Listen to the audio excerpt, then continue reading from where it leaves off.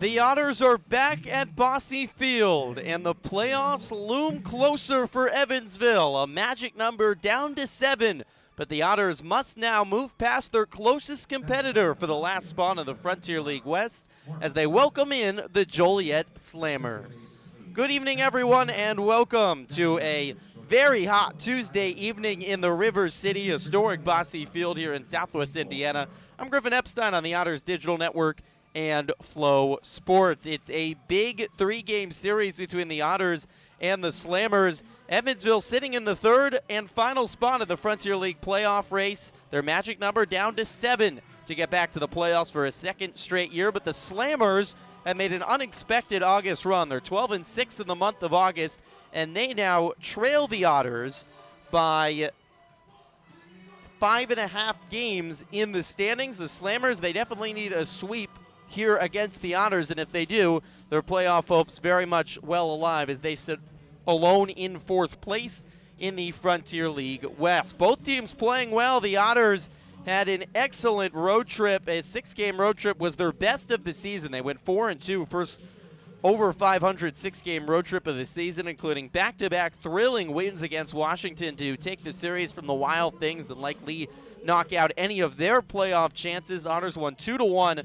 on Saturday before a stirring comeback in the ninth in the Sunday finale, 6-5 win with an Ethan Skinder 2-run go-ahead homer. So the Otters, winners of 4 of their last 5 for just the third time since May, will try to keep it going this evening against the Slammers. Time to meet the starting lineups. First for Joliet, 40 and 44. The Slammers coming off a sweep of Florence. Liam MacArthur leads off and plays center field. Christian Fedko bats second and plays third base. Zach Bierman is the first baseman and batting third, former Otter. Tommy Stevenson in the cleanup spot will be the designated hitter. Philip Steering bats fifth and catches. G.J. Hill batting sixth and playing right field. Bottom three in the Slammers lineup: Brock Mortensen, the left fielder, Matt McGarry, the second baseman, and Tyler DePretta Johnson, the shortstop. Maybe the best pitcher in the Frontier League here today at the ballpark for the Slammers. It's the lefty Cole Cook. He leads the league with a 2.23 ERA. On the other side for the Otters, their starting lineup, 46 and 37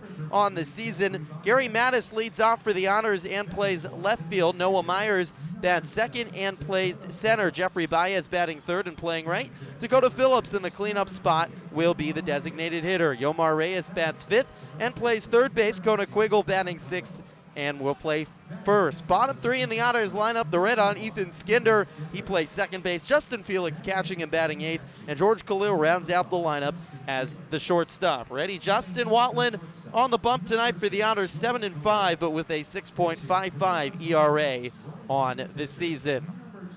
It's the start of a big series. The Otters, with just 2 weeks left to play, trying to march closer to getting back into the Frontier League West playoffs. Baseball from Bosse Field on the other side. You're listening to Evansville Otters Baseball on the Otters Digital Network and watching on Flow Sports. Ladies and gentlemen, at this time, would you please rise and remove your caps as we honor America's freedom, those who now protect it, and pay tribute to those who made the ultimate sacrifice with the singing of our national anthem, this evening performed by Bobby Shipman. Oh, say, can you see by the dawn's early light what so proudly we hailed at the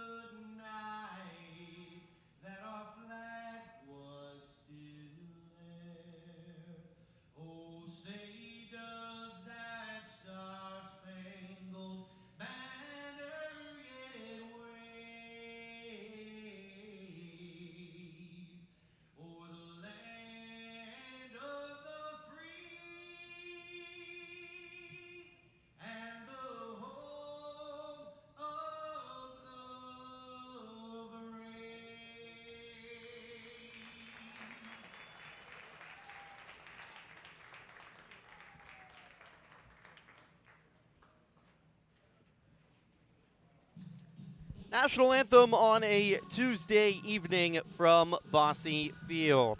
Otters have taken the field already. Justin Watland making the start for the Otters this evening. It's going to be a tough matchup for Evansville going up against the lefty Cole Cook, who we'll see in the bottom of the first inning leads the Frontier League in almost every pitching statistic this year.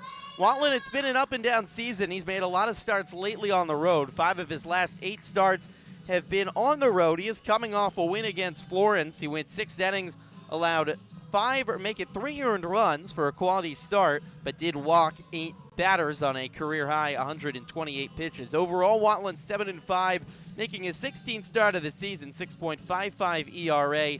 Those 4 quality starts. He's been much better at home, and 9 of his 15 starts on the season are at home. 73 strikeouts to 46 walks, hoping for better command today after really struggling with walks in his start last Thursday night at Florence. Around Watland on the diamond, Justin Felix catching Watland. That pitcher-catcher battery is brought to you by the Answer Auto Repair East. Find all your battery needs at the Answer Auto Repair East, located at 2319 North Green River Road, or call at 812-475-9000. It's the 5th start of the season for Watland with Felix as his battery partner. Elsewhere around the diamond, Kona Quiggle is at first base, Ethan Skinder at second, George Khalil at short, and Yomar Reyes at third base. In the outfield, Gary Mattis is in left today, Noah Myers in center, and Jeffrey Baez in right. Dakota Phillips, the designated hitter today for the Otters.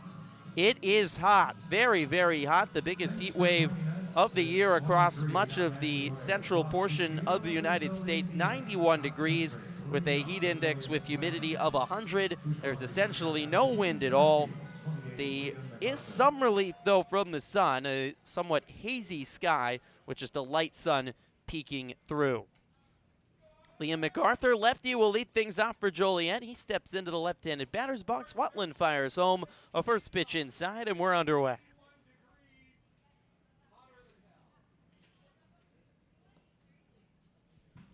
Watland working on the left side of the rubber. Glove flutters and delivers a changeup at the knees for a strike, 1-1. Otters in all whites today.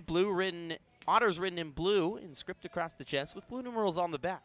The 1-1 is hammered high in the air by MacArthur into right center field. Back is Skinder, in is Baez, and Baez will call him off and make the jogging catch. 1 out in the top of the first. Otters in blue caps with a blue brim, a white front with the blue E on the front, blue belt. Watland wearing white pants all the way down to his white shoes with no socks showing. Joliet in gray uniforms today, as Christian Fetko, the righty, stands in to face Watland, who fires home and bounces it in front of home plate for ball 1. Slammers, all grays with Joliet written in orange across the chest, green numerals on the bottom and the back. No piping with a black belt and a black helmet. Watland home, a swing and a miss by Fetko on a breaking ball. Just underway here in the top of the first, the 3rd series of the season between the Slammers and the Otters. Here's the 1-1 home. Breaking ball on the inside corner for a strike, 1-2. These teams haven't played since the very beginning of July. Both the first 2 series of the year up at Dooley Field. The 1-2, chop left side, right at Reyes. He backhands it awkwardly, but gloves it. Long throw across the diamond in time. Good stretch by Quiggle. And Fetko retired on the 5-3 ground out. There's 2 away in the first.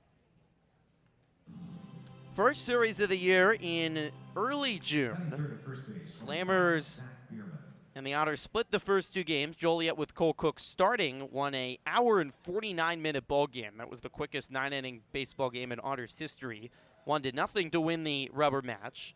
Otters flipped the script in the second series as the lefty Zach Bierman takes the first pitch strike on a changeup. Joliet won the first game. Otters came back and won 10-1 in game 2. And then Austin Gossman had a strong start and led the Otters to a 6-3 victory to take the rubber match. So these teams 3-3 against each other with all 6 games at Dooley Field entering this final series between the Slammers and the Otters of the year. Pitch held high to Bierman. Now the 1-1 is popped up left side and drifting out of play, 1-2. It's been a long time since these 2 teams have played, a month and a half, so a lot of changes certainly made on rosters over that time. The 1-2 from Watland, swing and a miss.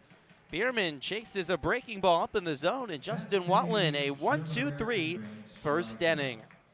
We'll see the lefty ace for Joliet, Cole Cook on the mound on the other side. No score between the Otters and the Slammers on the Evansville Otters Digital Network.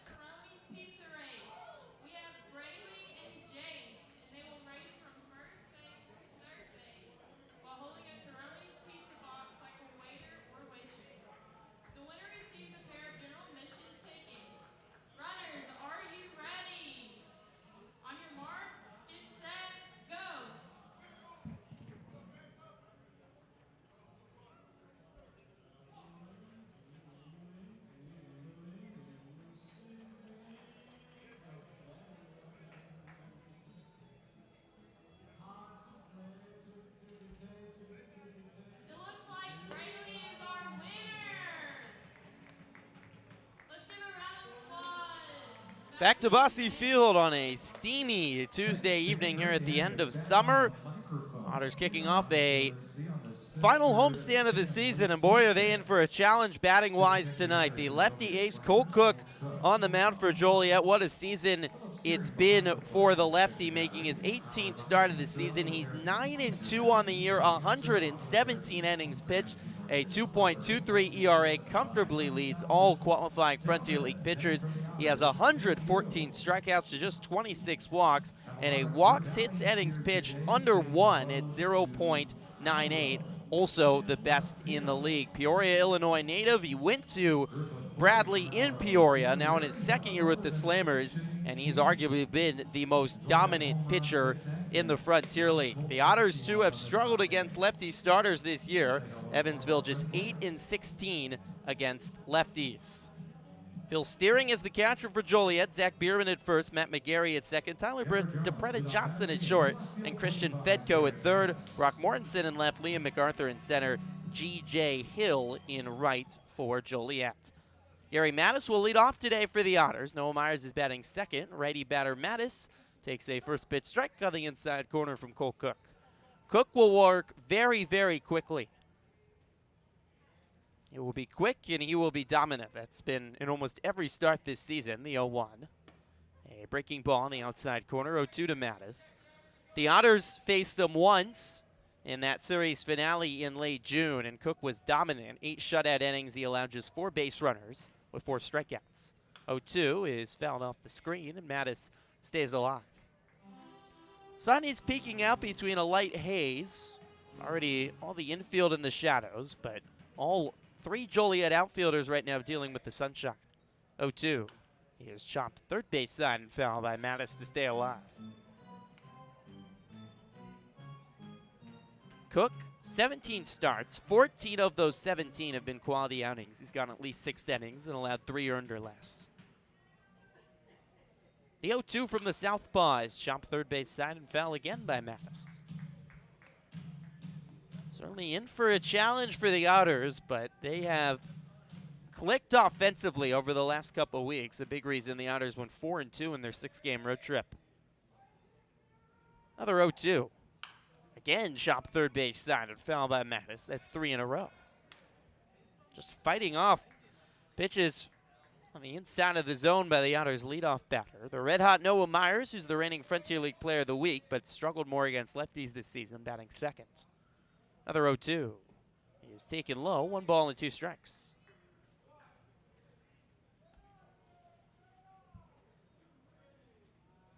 Not only did the Otters in their road trip, offense was great, especially at Florence. The Otters took the last 2 of that series, but they won close games. 3 of their 4 wins on the road trip by 1 run. 1-2, sails high, check swing by Mattis, but he held up. 2 balls and 2 strikes. 4 of the last 5 Otter wins have been by 1 run. That's certainly a change from much of the first half of the season when Evansville did not fare well in close games. Very good sign. 2-2 is at the letters, strike 3 called. Mattis rung up looking, 1 away in the first. Still a good hit bat by Mattis. Working Cole Cook before finally striking out looking. That's often all you can ask for when you're facing a lights-out pitcher that's been so dominant, is just make him work as hard as possible, hope he makes a few mistakes, and get to the bullpen as soon as he can. It's a lefty-on-lefty matchup for Noah Myers, who swings and fouls the first pitch off straight back. Our umpires today, Robert Davis at home, Chris Dykman at third, and Kevin Furman at first. That was an 8-pitch at bat from Cook to Mattis. The 0-1 is fouled straight back off the screen, 0-2.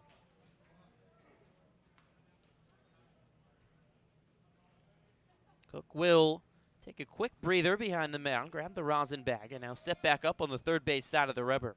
Kicks and delivers. Myers swings and lines one into right center field. This is headed for the gap and rolling all the way to the wall. Picking up and right is G.J. Hill. Myers isn't stopping at second. He's headed for third. Here comes the throw. Not in time. It bounces past the third baseman Fedko and backed up by Cook. And Myers took off for a second and heads back to third.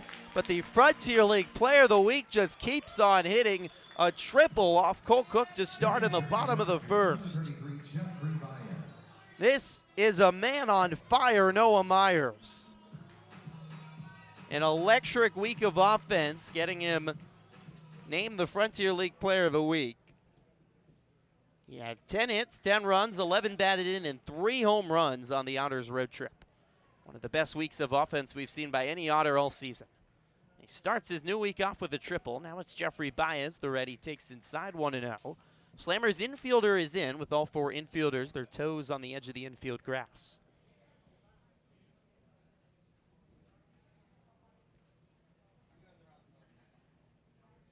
High set for Cook, and he comes home. Baez swings and chops one third base side right to Fedko's, playing it on the grass, throw to first in time, and Myers stays at first, or stays at third, I should say. There's 2 away.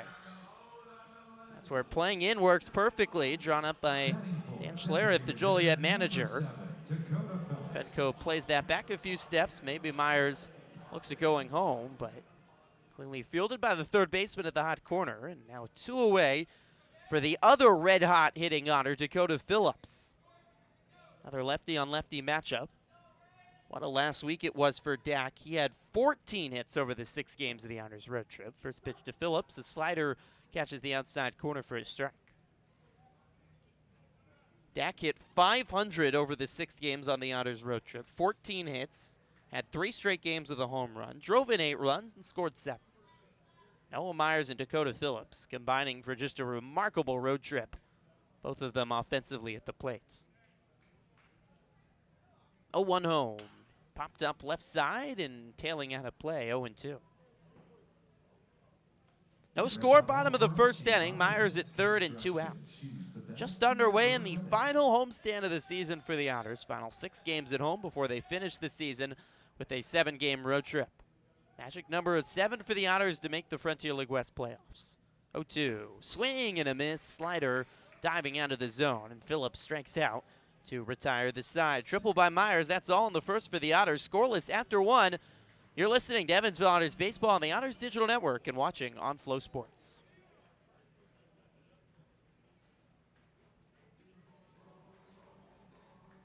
It's time for our Shepherd Insurance Burlap Sack Race. We have Christian, Hayden, and Titus. The winner is going home with some cool merch that Shepherd Insurance has provided today.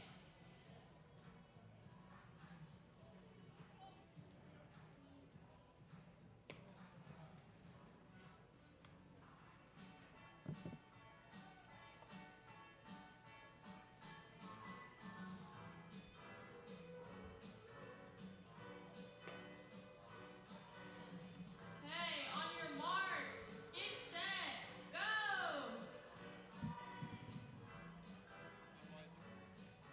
It looks like Aiden is our winner. Congratulations.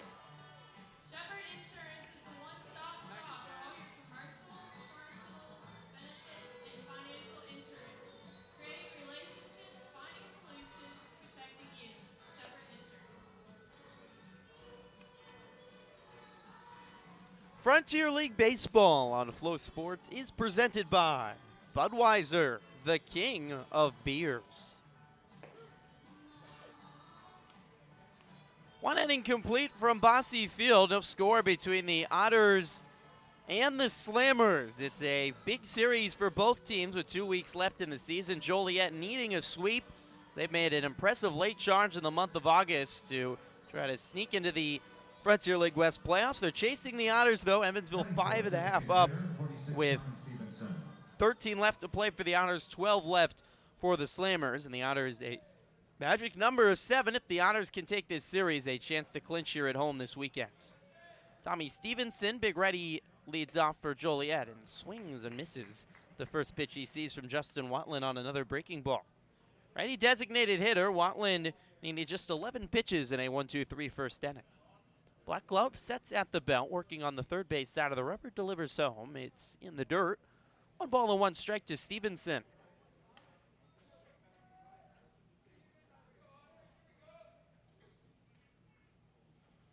Sun is shining, but already all shadows in the infield. The 1-1 bounces in front of home plate. 2 balls and 1 strike. So get later in the season, sun, which always played a factor through much of the season, starting shadows typically halfway from the home plate to the mound. Not a factor this late in the year. Stevenson swings and pops one up into left center field. Drifting over as Myers under the baseball makes the catch. There's 1 away in the seconds.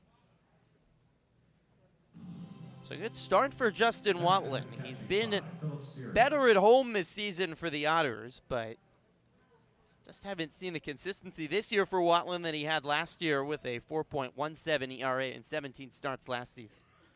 He's making his 16th of the year. The first pitch home to Steering. Misses inside. 1 ball and no strikes.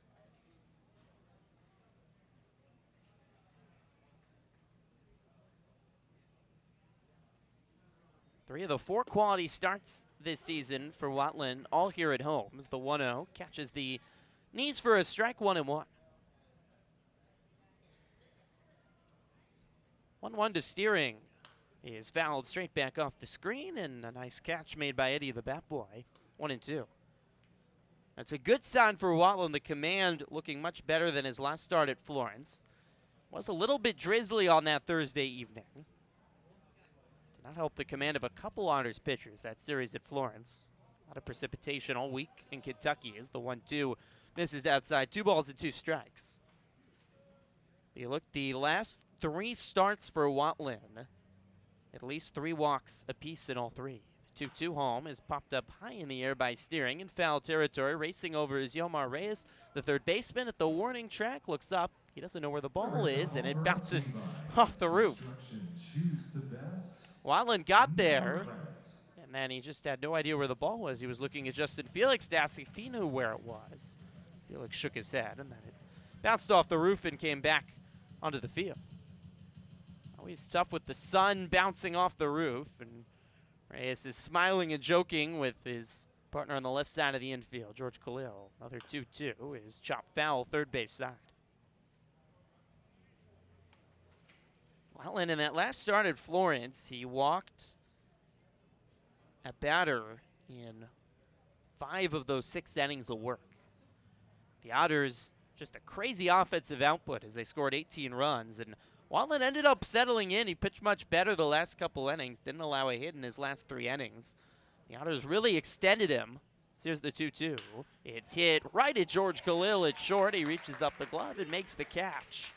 Hot shot by Steering, but he hit it right at Khalil. 2-away, nobody on. That brings up the lefty right fielder, G.J. Hill. G.J. Hill Jr.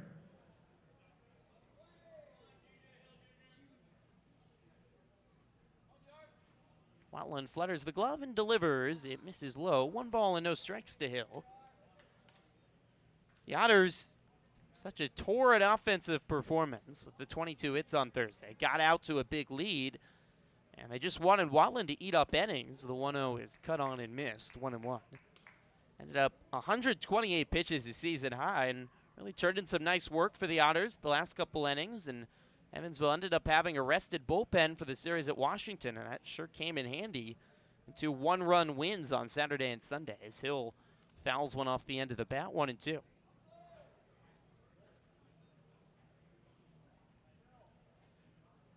Ended up getting the quality start, too. Only 3 of his 5 runs allowed were earned and finished the 6 innings. The 1-2 is ripped into right field, down for a base hit and skidding down the line into the Otters bullpen and all the way to the corner. Hill will head to second and hold there as Baez throws it in. It's a stand-up double for G.J. Hill, and the Slammers' first base runner of the evening. 27, Brock Mortensen. A pitch in on the hands, ripped down the right field line. And Baez had to go all the way to the corner to retrieve it. So it's Baez at second with 2 outs. Brock Mortensen, the Slammers' lefty batting left fielder, digs in. Watland will work out of the stretch for the first time this evening. No score in the top of the second with 2 outs. Watland home. Another changeup in the dirt. Check swing by Mortensen, and he couldn't hold up. 0-1.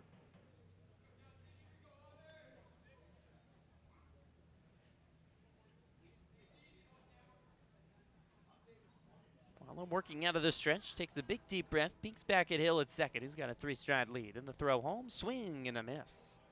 Another changeup in the dirt, 0-2. If you followed Otters baseball, the other big issue for Watland this season has been the long ball. He's allowed 19 home runs on the season, and only 3 of his starts has he not given up a home run.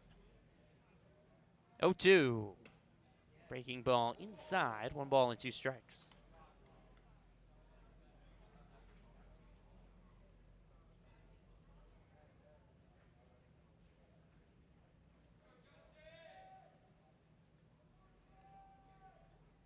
Two from Watland.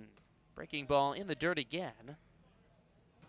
That's 2 balls and 2 strikes. Hill at second with 2 outs in the top of the second. We're just underway and scoreless. The final Tuesday evening of the year here at Bosse.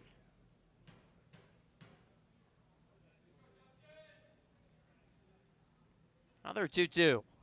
Popped up by Mortensen down the third base line in foul territory. Reyes racing over again at the warning track. Leads and makes the basket catch as he bounces off the tarp. What a play by Yomar Reyes. He found the ball that time, a basket catch, and he bumped off the back of the tarp and held on. A big smile on the Otters' third baseman's face as he walks back to the dugout, and high fives from his teammates. A double for Joliet in the top of the second. That's all for the Slammers. Scoreless, middle of the second on the Otters Digital Network and Flow Sports. The game of the best seats in the house, so I say congratulations to... We'll go with the first person to sign up, Loretta Butler. Loretta Butler, congratulations. Tonight's the winner, the Ashley Furniture Home Store Best Seats in the House. Make your way down to the best seats in the house and enjoy the game. And the view for the rest of the game with your feet kicked up. Also saying hello to Savage Company. In right field, they're here today. In the Corona Extra patio deck, decks 1, 2, and 3, the Indiana Funeral Directors Association planning my funeral. Great to have them with us. Enbridge Energy, they're in deck 6 and 7, and Lisa Jackson's group here as well in deck number 8 of the Corona Extra patio deck. Great to have all of our groups here at Bosse Field. If you and your group would like to have a future outing here at the ballpark, call 812-435-8686 or EvansvilleOtters.com with more information.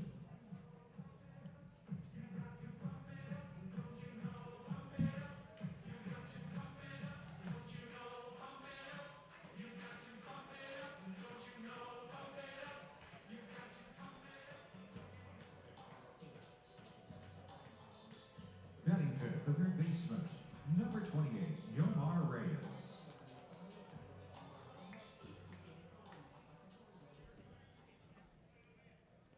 Back at Bosse, bottom of the second, scoreless between the Otters and the Slammers. Yomar Reyes leads off for the Otters. The lefty ace Cole Cook on the mound for the Slammers delivers home a breaking ball at the knees for a strike to Reyes.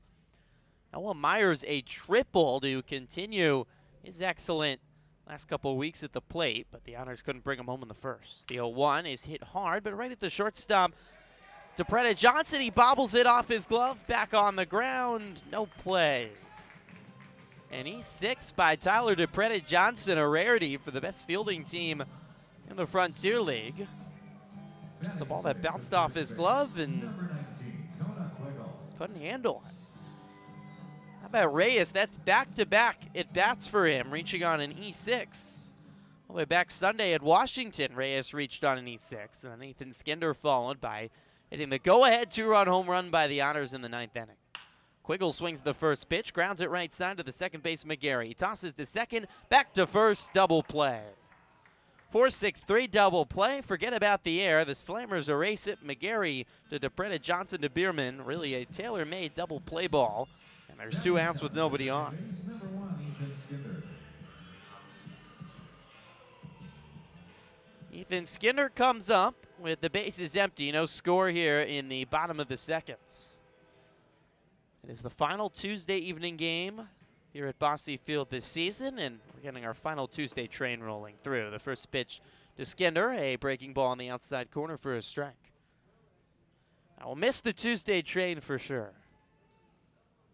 Something so soothing about a train horn. The 0-1. Skinner pops up off the end of the bat on the infield. Coming in, the shortstop, DePretta Johnson, makes the catch next to the second base bag. And the Otters, after the error by DePretta Johnson, go down quickly as Cook faces the minimum in the second. No score after 2 on the Otters Digital Network and Flow Sports.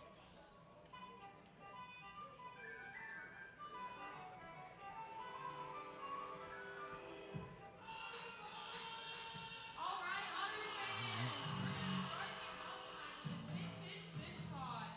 We have Carter and Tyler competing to win 2 zero-mission tickets. Are you guys ready? Get set and go!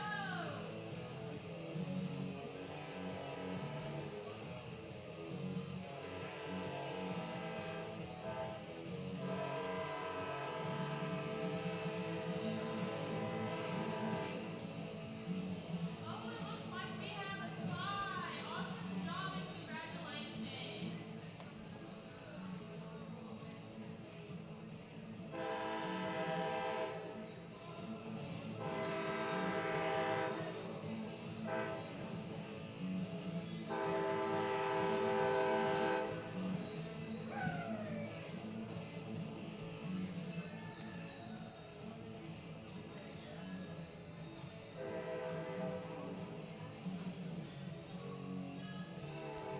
Welcome back to Bosse Field. Time to take a look at the Frontier League standings, brought to you by Seal Corp. We got 2 weeks left in the season in the Frontier League. Gateway, they've led almost the whole year of the Frontier League West. They're up 2 games on Schaumburg with the Otters 5 back and 3 back of second place.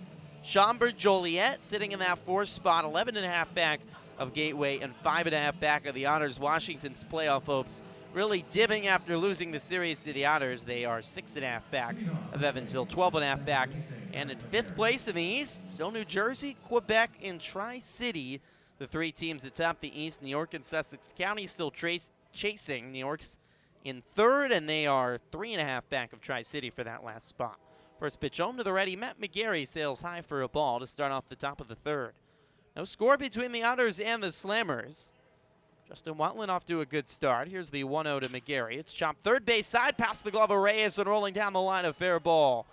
McGarry hustling around first. He will hold up at second as Mattis finally gets to the ball in the outfield and throws it in. It's a leadoff double down the left field line for Matt McGarry. Hard hit ball down the third base line, and Reyes a little late. McGarry leads off with a double here in the 3rd as we're still looking for our first run on this Tuesday evening. McGarry hitting under 200, but comes through with a big hit for Joliet. That brings up Tyler DePretta Johnson, the shortstop. Skinder shaded over behind the second base bag as the first pitch to DePretta Johnson sails high for a ball. So Joliet all of a sudden finds themselves in 4th place in the West. They've really had an impressive August.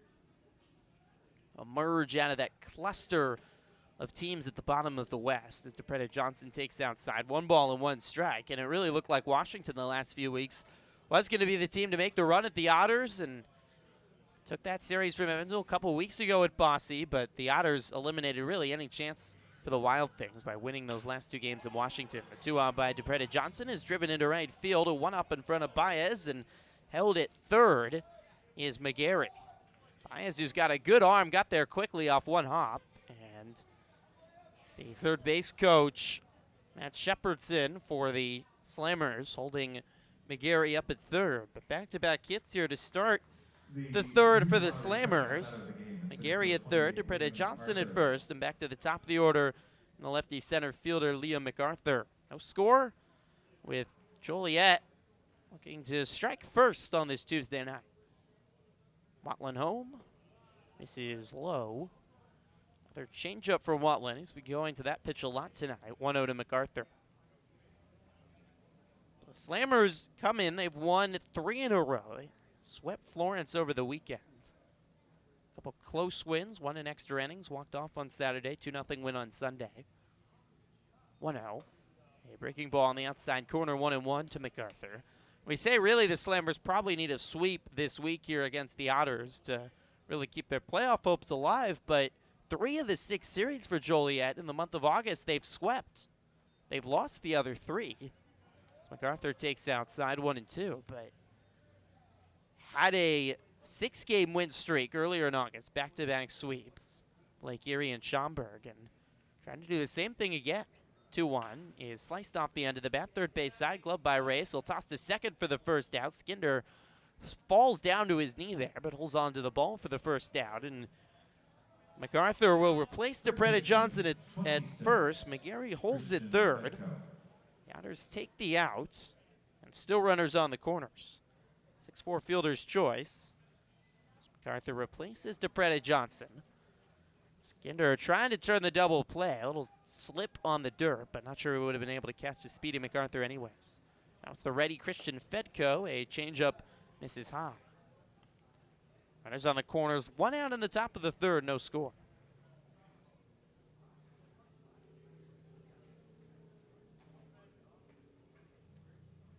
Watland delivers. A breaking ball sails high again. 2 balls and no strikes to Fedko.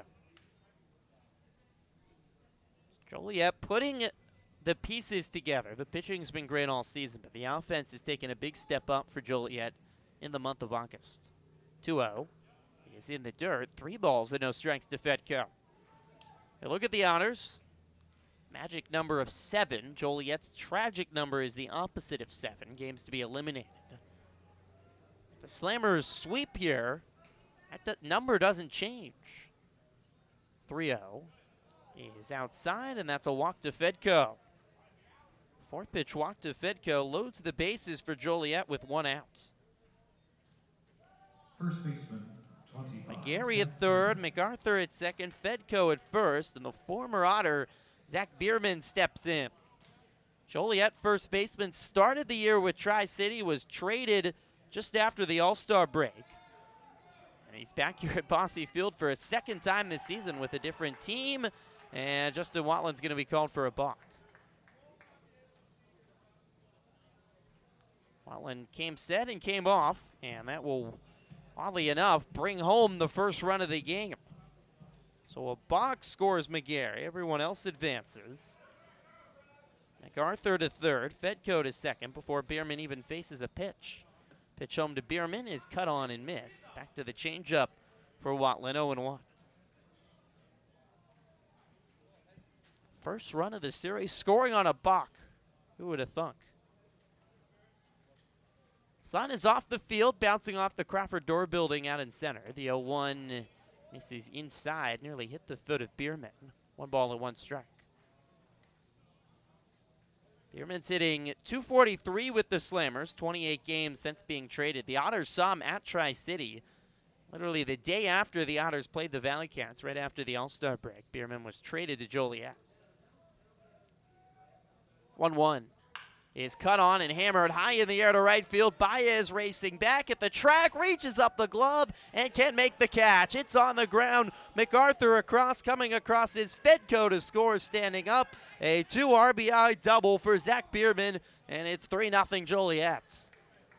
Baez had the ball in his glove to make a great catch on the track, but it popped out. Designated hitter. What a play that would have been. Would have likely scored another run, but instead both runs score. Bierman to second and still just one out. That's such a tough play, reaching over your shoulder, a little bit of sun bouncing off that back fence as I was mentioning. Baez so close to a web gem.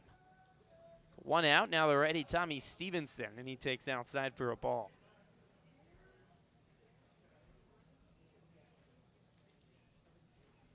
3-0 Joliet. 2 RBI double for Zach Bierman back here at Bosse Field. Has to feel good for the Otters All-Star last season. Pitch home, cut on and missed. 1-1 to Stevenson. Big fastball by Watland up in the zone. After just one hit, one base runner through the first 2 innings, Joliet with 2 doubles, a single, and a walk here in the third to plate 3.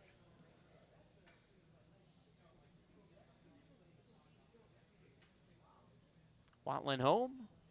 It's hammered high in the air by Stevenson to left. Mattis racing back at the wall. It's gone. Tommy Stevenson into the stratosphere. A massive 2-run home run, and it's 5 across in the third for Joliet.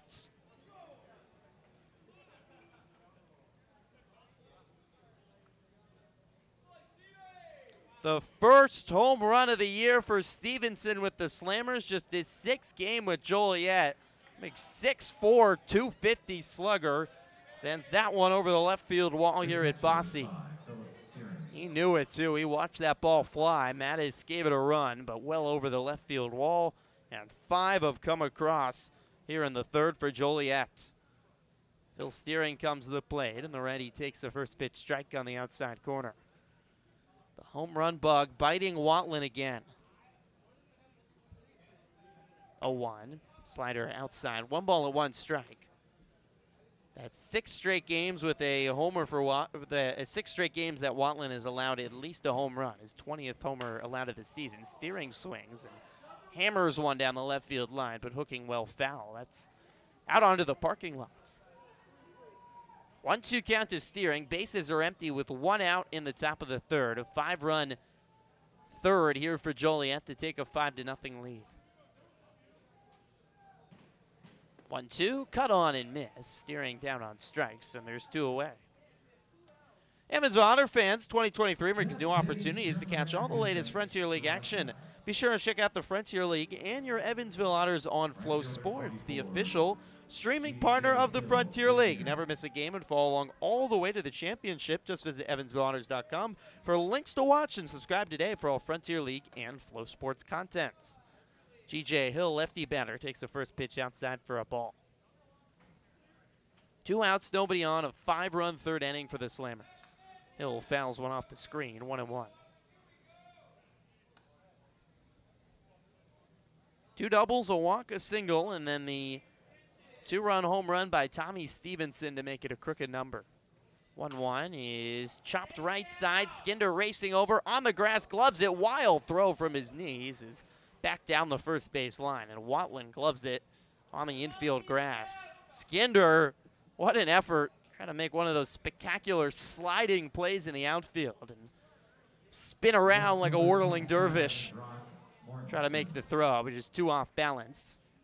And a Hill aboard on a base hit. So Brock Mortensen, the 9th hitter of the inning, comes up for Joliet. 2 outs and 1 on. A breaking ball on the outside corner in for a strike to Mortensen. It's been a problem for Watland from the start. Big innings going across on his tab, all the way back to that first start of the season against Washington when he allowed 7 runs in 1 inning as the 0-1 misses low. 1 ball and 1 strike. Spited him here against a red-hot Slammers team looking for their 4th win in a row and trying to make a heroic charge here in the month of August to the playoffs. 1-1 to Mortensen, cut on and missed. A breaking ball in on the hands, 1-2.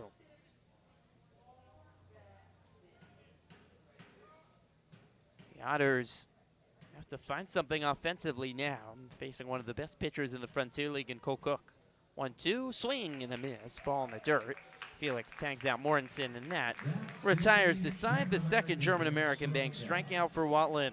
It's 5, though, in the third for Joliet. Stevenson leading the charge with a 2-run home run. Middle of the third, Joliet in front on the Otters Digital Network.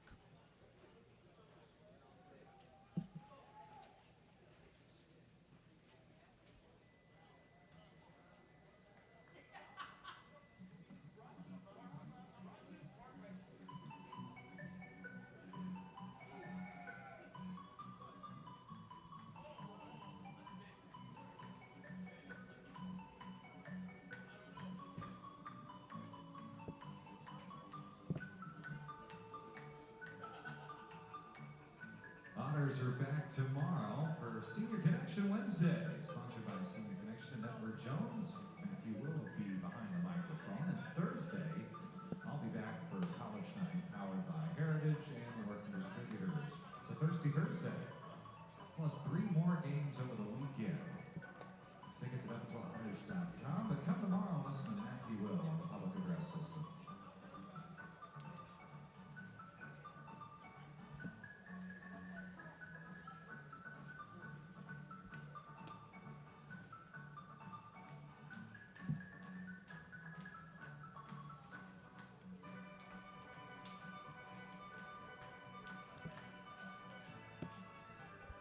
Bottom of the third inning from Bosse Field. Joliet puts up 5 in the top of the third, and the Slammers take a 5-0 lead over the Otters in the series opener here from Bosse Field. Joliet trying to make a late charge to the Frontier League West playoffs. The Otters' magic number down to 7 after their best road trip of the season. Otters have won 4 of their last 5, but they'll need their biggest comeback of the season now if they want to take down the Slammers here in the series opener.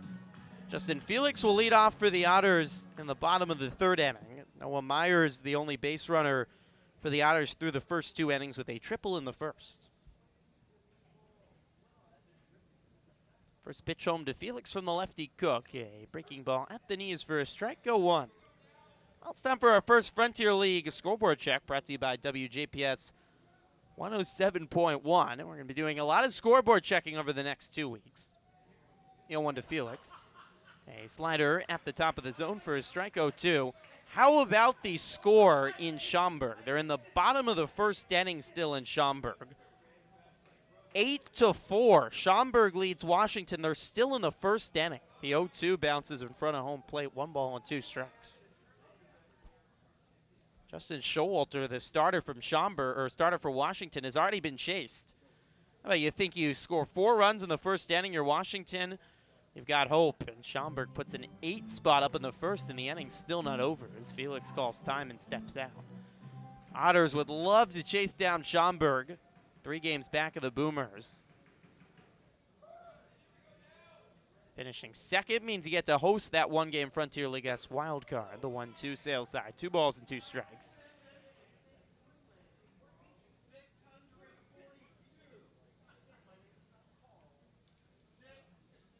Cook on the left side of the rubber. The 2-2 is cut on and driven into left center field. Down for a base hit. Big turnaround first for Felix. He'll hold it there as it's thrown in by Brock Mortensen to second. It bounces off the glove of the shortstop, DeBretta Johnson. But first baseman Bierman is there. It's a base hit, though, for Justin Felix.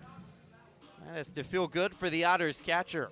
And 0 for 10 last week. He starts his new week here at Bosse with a leadoff single in the third.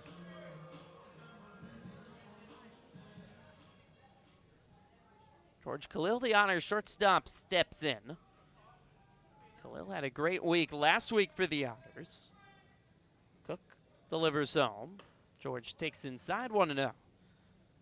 8-game hit streak ended on Sunday for George, but after a 9-game break, in his 7 games back with the Otters, hitting .440, 11 hits, 2 doubles, 4 runs.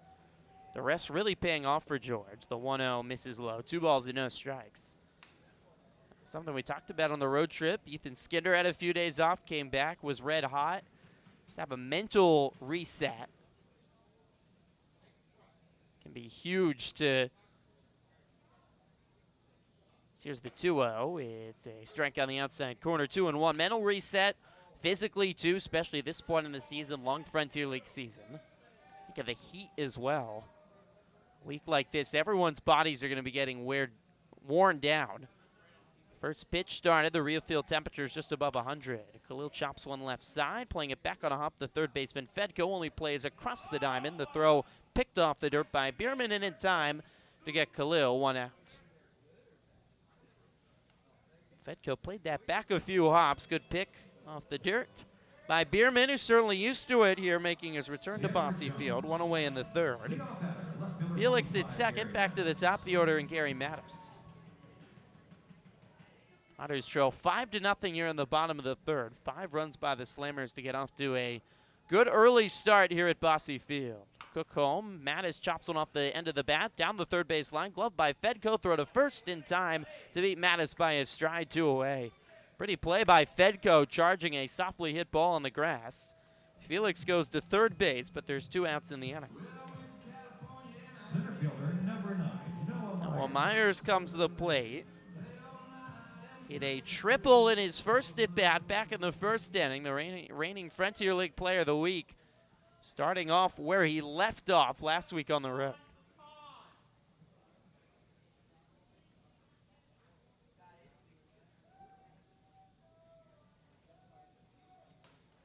Cook delivers. A strike at the letters to Myers. Other score, the Otters watching. Windy City off to an early lead against Gateway. 3-0 lead for the Thunderbolts over the Grizzlies. Just bottom of the second, though, from St. Louis. The Grizzlies' potential to clinch tonight. Myers swings and a soft chopper up the middle. Burying him by the shortstop, DePreda Johnson. Throw to first in time. What a play by DePreda Johnson. Barehanded chopper right up the middle, off the grass, and beats Myers down the line. Defense and pitching by the Slammers. The Otters strand a runner at third, and after 3 innings, it's Joliet 5, Evansville 0 on the Evansville Otters Digital Network and Flow Sports. Because it's time for Hickory Pit Stop Flying Pigs. We have Nova and Leia, and they will see who can sling their pigs the furthest. Whoever does wins 2 general admission tickets. Are you ready? In 3, 2, 1, go! Well, that's a pretty good one. Okay, next up we have Nova. Great job. It looks like Layla is our winner tonight. Congratulations.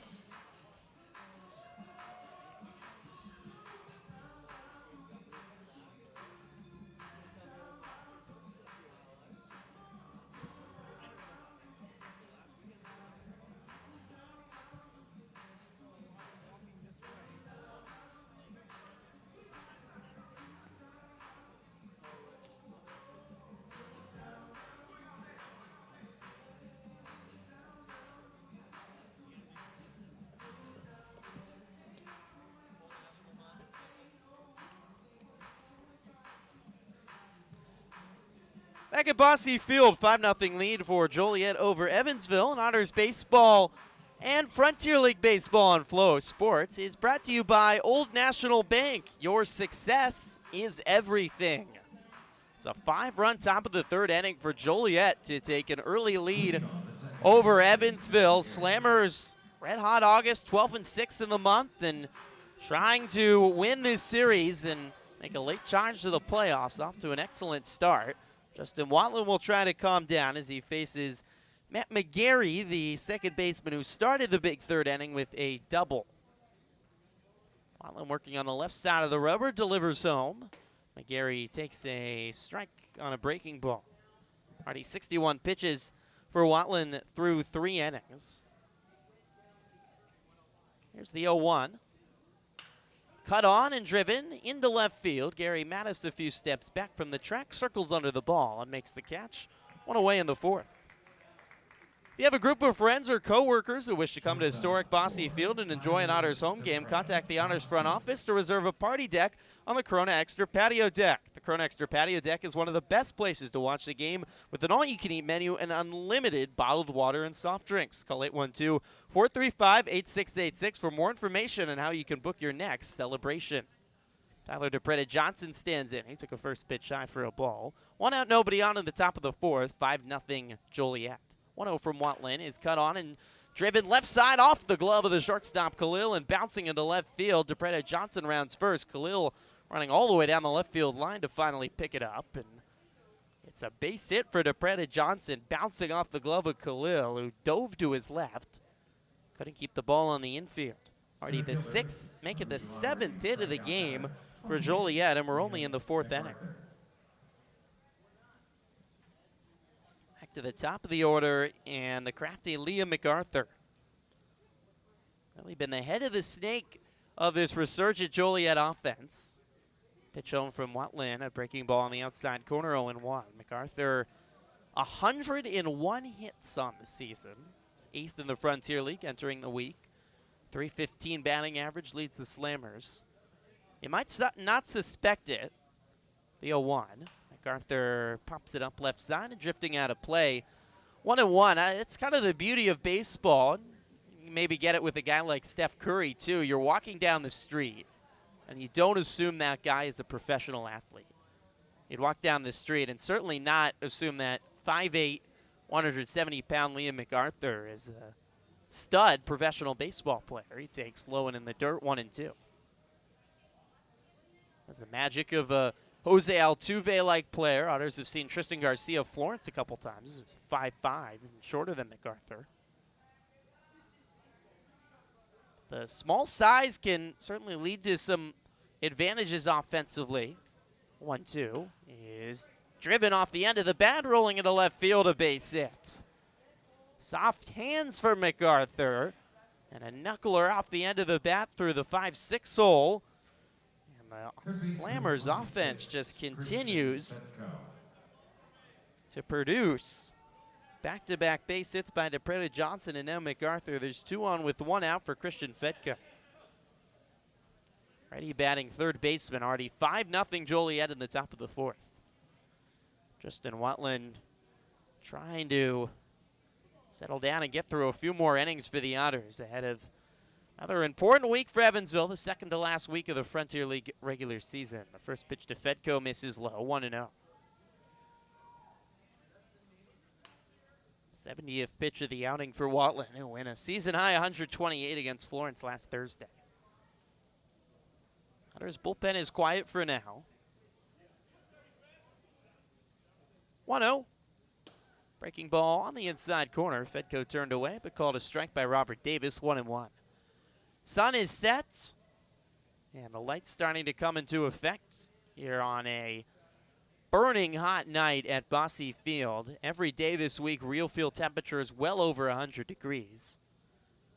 Probably not the week that you'd like for the Otters to have their last homestand as Fedko swings and drives one into right center field, landing in the gap. 1 run will score. Hustling around is DePreta Johnson to score. Here comes the throw to second, and out is Fedko. Jeffrey Baez making the throw in right center. Fedko trying to stretch a single into a double. He's thrown out, but he does drive in a run. DePreta Johnson scores. MacArthur was held at third, going first to third. And there's 2 outs in the inning for Zach Bierman. It's now 6-0 Joliet.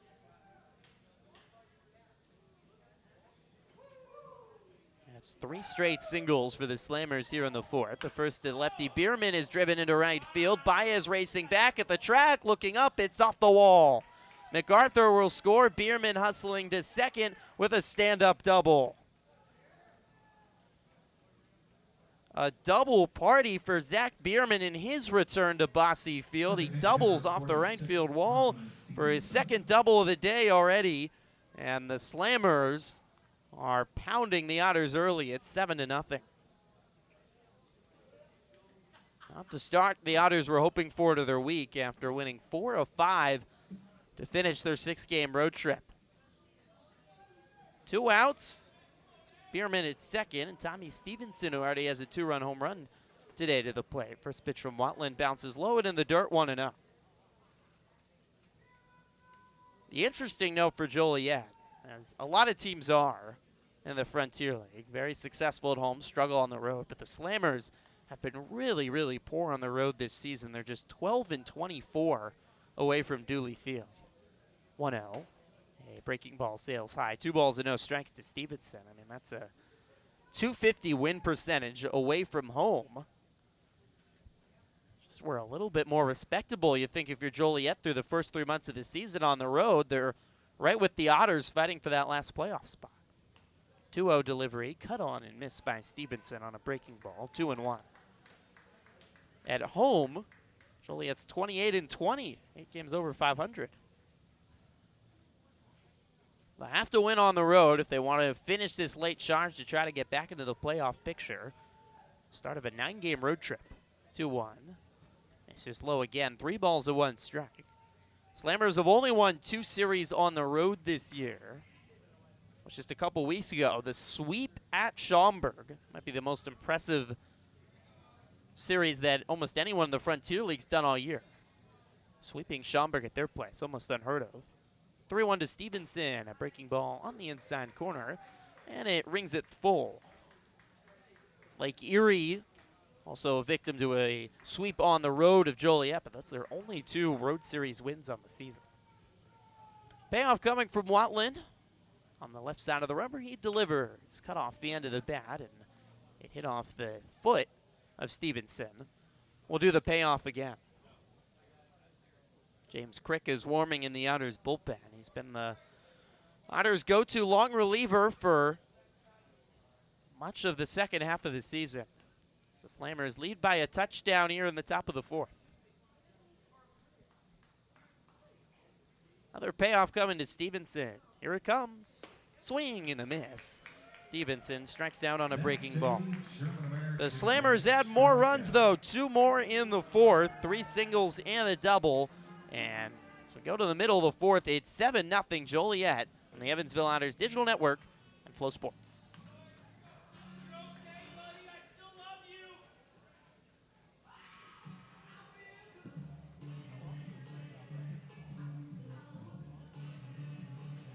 It's time to show us your best smiles. The Paramount Dental Smile Cam. Over 300,000 members trust Paramount Dental because it's based right here in the Hoosier state of Indiana. 300,000, also the amount that the Indianapolis Motor Speedway holds. Think how massive that facility is. That's how many members trust Paramount Dental. Ensuring smiles for more than 37 years. Keep on smiling with Paramount Dental. And be sure to check out Frontier League and the Evansville Otters on Flow Sports, the official streaming partner of the Frontier League.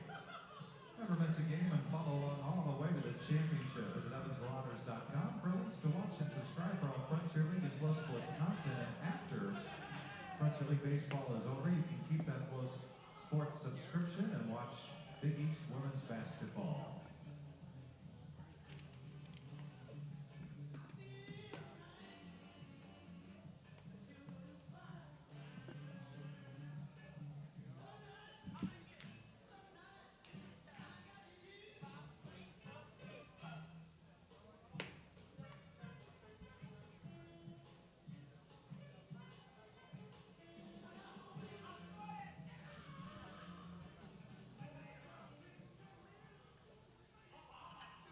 Welcome back to Bosse Field, bottom of the 4th inning, and the Otters trailing 7-0 to Joliet in this series opener. The Slammers playing for their playoff lives and certainly looking desperate with an early 7-0 lead, 7 runs on 10 hits, 1 error for Joliet. Otters no runs on 2 hits, no errors facing the Slammers ace, Cole Cook. Lefty will face the righty, Jeffrey Baez. Cook home, Baez shows bunt, pulls it back, but a strike anyways.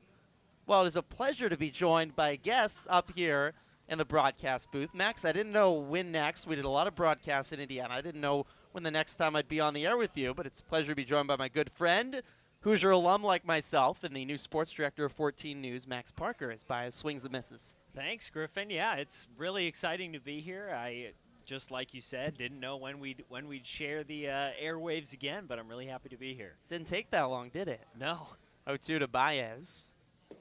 Take in low. 1 ball and 2 strikes to Baez. Nobody on, nobody out. Bottom of the 4th. 7-0 Joliet. Well, Max, you've had about a month now to be settling in your role as sports director with 14 News. How are you enjoying Evansville and your role covering local sports as it misses inside 2-2? I mean, coming to historic Bosse Field was certainly my first introduction here. I think my first night out, I remember coming to a game here at Bosse. So you threw out the first pitch? I did, and that was a blast. So it was certainly kind of the Otters were my introduction to Evansville. Baez fouls one off the screen to stay alive. Overall, I mean, it's just been great. Man, the first Friday of high school football was a blast.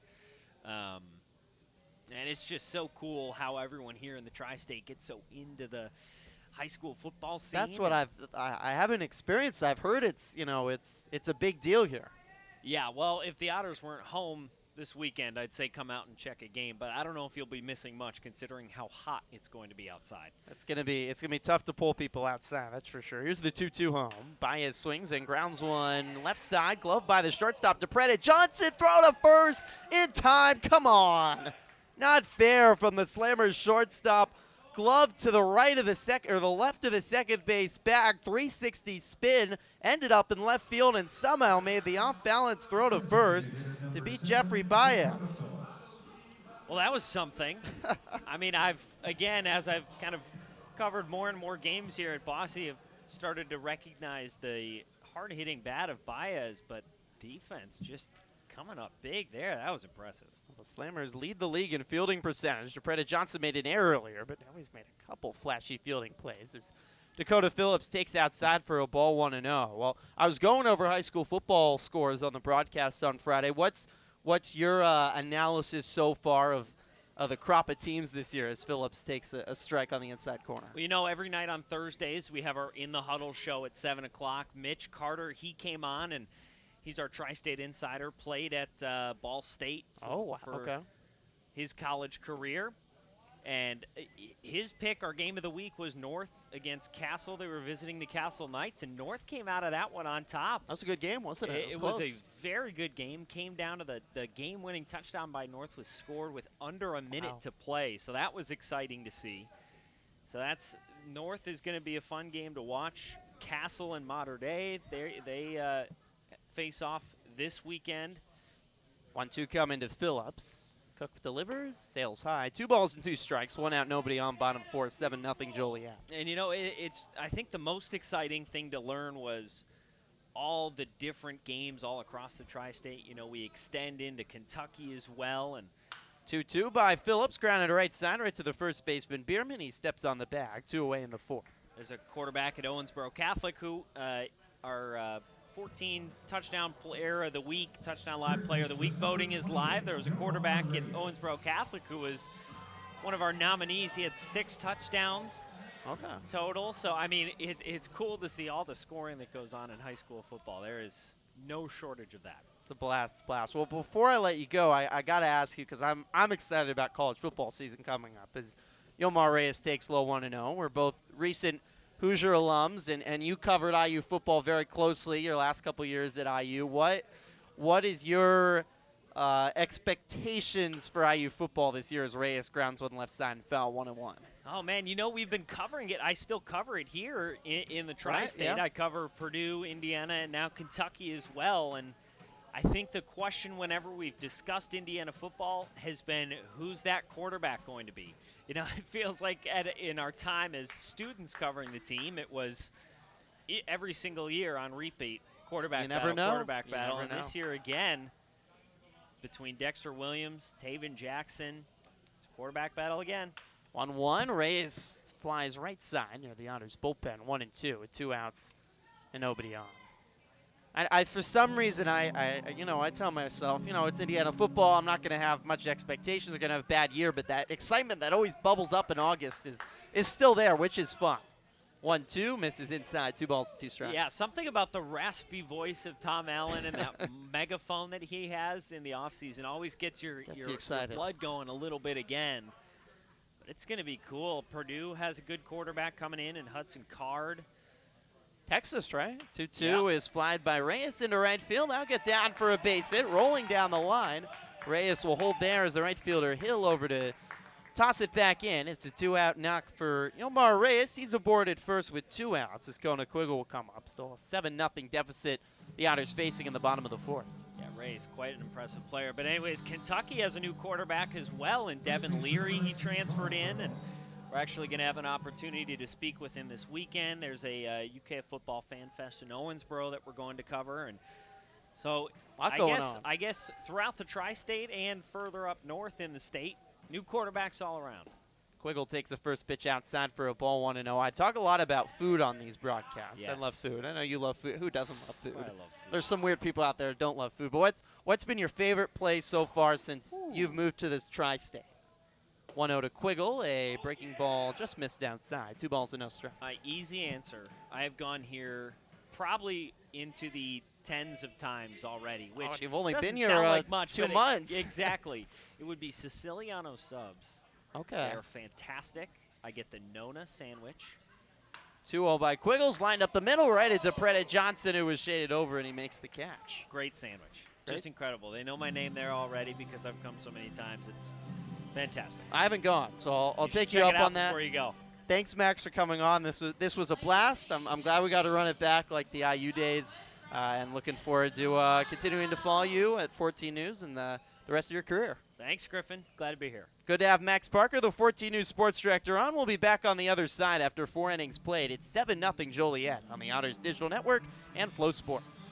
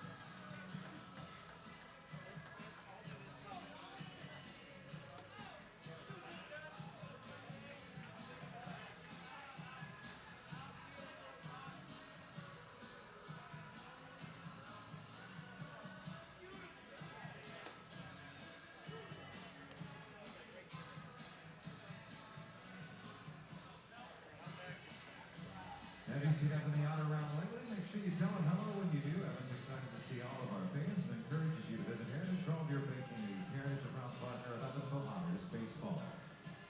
Welcome back to Bosse Field, top of the 5th inning. Joliet leads Evansville 7-0 tonight in the series opener. What a start by the Slammers to their second to last week of the season. Day is done for Justin Watland after 4 innings pitched. The righty James Crick on for the Otters. He makes his 28th appearance of the season, 5.72 ERA and 39 1/3 innings pitched. First pitch from the righty sails high for a ball to the righty batter, Phil Steering. Crick coming off one of his better outings of the second half of the season. He went 2 really strong innings against Washington on Friday night in relief. The 1-0 from the righty is a broken bat flare into center over the head of Skinder and bouncing down for a base hit. The bat broken, but a base hit for Steering to lead off the 5th. Another broken bat. It's brought to you by Niehaus Lumber. There goes some more lumber. Go get your new lumber at Niehaus Lumber. How about hit number 11 for Joliet, and we're only in the top of the 5th inning.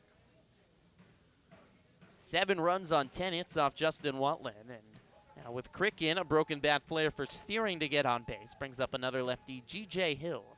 Crick home. Hill takes outside 1-0. Lights are on and starting to go into effect past dusk on this Tuesday evening. Crick working out of the stretch, as always, in his tall blue stockings. Light blue stripes on the front, white underneath. Beige brown glove sets at the chest, looks in the 1-0. Hill fouls off the screen, 1-1. So Crick, that last outing, really good on Friday against Washington. It was a promising performance for the righty from Michigan. 2 innings, didn't allow a hit, no runs, just 1 walk, 3 strikeouts, and an efficient 34 pitches. He's had some bumpy outings in the second half of the season, but seen at times for Crick, he can become a dominant long reliever for the Otters. The fastball is cut on and missed. 1-2 to Hill.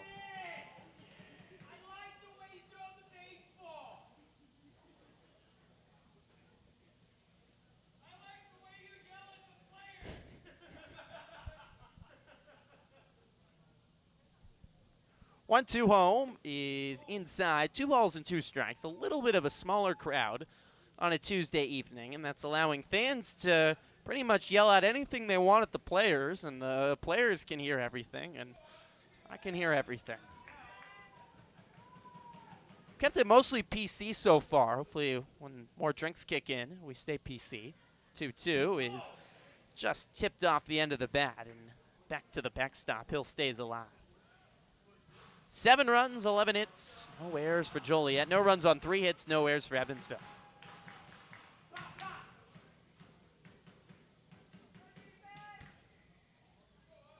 A long look in for James Crick, trying to eat up some innings here for the Otters as they trail 7-0. 2-2. Just missed outside, and a full count to Hill. So the Otters come in, they've won 4 of their last 5. That's only the second time the Otters have won 4 of their last 5, going all the way back to mid-June. Best road trip of the season. First road trip over 500, a 6-game road trip over 500. Payoff coming home from Crick. He steps off and looks back, steering back to first.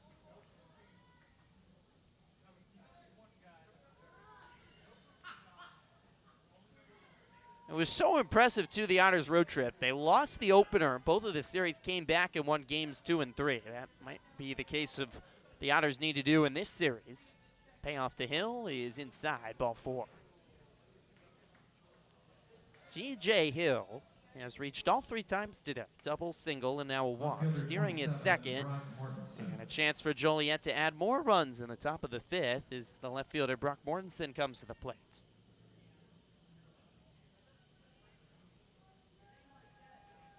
Crick coming in relief for Justin Watland, the Otters starter tonight, lasting 4 innings. Gave up 10 runs, 7 earned runs, 10 hits, 1 walk, 4 strikeouts, 80 pitches.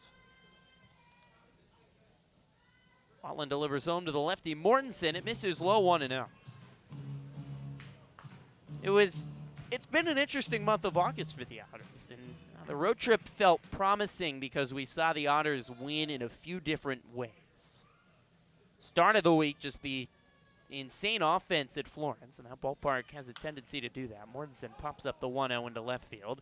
Drifting over is Gary Mattis. Few steps from the line, reaches up the glove, and makes the catch, 1 out. Both runners will stay put as Mattis throws it into third. It's the first out of the ball game, and here in the 5th for James Crick. 1 away, steering still at second, Hill still at first. Coming up is the second baseman, Matt McGarry.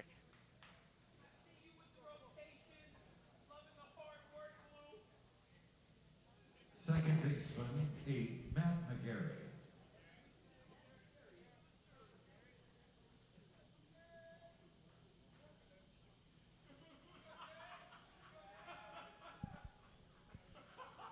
McGarry with a double today. The first pitch from Crick is lined into left field over the head of Reyes and bouncing into Mattis. Held at third is McGarry. Mattis bobbles it, and now McGarry will come home to score. Going to third, it goes Hill, and it's just unraveling tonight for the Otters. Matt Shepherdson putting on the brakes for steering. It was rounding third as Mattis was going to throw it in, but he dropped the ball. So steering comes home to score, and Hill goes first to third. McGarry at first with a RBI base hit, and it's 8-0 Joliet. Just some nights that you don't have it, it's not going the Otters' way this evening. Tyler DePretta Johnson, the righty, stands in and takes the first pitch low for a ball, 1 out. As much as everything clicked for the Otters last week, and talk about Otters winning in different ways. You have the high scoring at Florence, low scoring wins at Washington, winning close games. Good bounce back as well, though. Lost both the first 2 games of the series in relatively lopsided fashion, came back to win the last 2. DePretta Johnson takes a strike, 1-1. 1-1 coming from Crick. He is lined up the middle over the second base bag and into center field, base hits. It just keeps on coming for Joliet. It's the 3rd hit of the day for DePretta Johnson, only in the 5th inning. It's unbelievable. It's hit number 12 for the, make it 13 for the Slammers, only the 5th inning. Who's your lottery strikeout out of the game? McGarry at second, DePreda Johnson at first, and Liam MacArthur comes up for his 4th time today already, and we're just in the 5th inning. Just a game that's gone south quickly for the Otters. Justin Watland worked 2 scoreless innings. Looked like we could have a pitcher's duel, but 5 in the 3rd for Joliet. They've added 2 more in the 4th, 2 in the 5th. And it's all Slammers tonight. Quick home to MacArthur, a strike at the knees, 0-1. Lights are on and pretty much into full effect on this steamy, steamy evening. Longest and most extreme heat wave of the season, settling over much of the central U.S. It will last through Friday. This weekend should be a little bit nicer, though. Saturday and Sunday come out to Bosse for the last couple home games of the regular season. MacArthur takes low, 1-1. 2 on, 1 out, top of the 5th. It's 9-0 Joliet. Crick home. He sails high. 2 balls and 1 strike. 2 across here in the 5th. Joliet scored 2 in the 4th and 5 in the 3rd.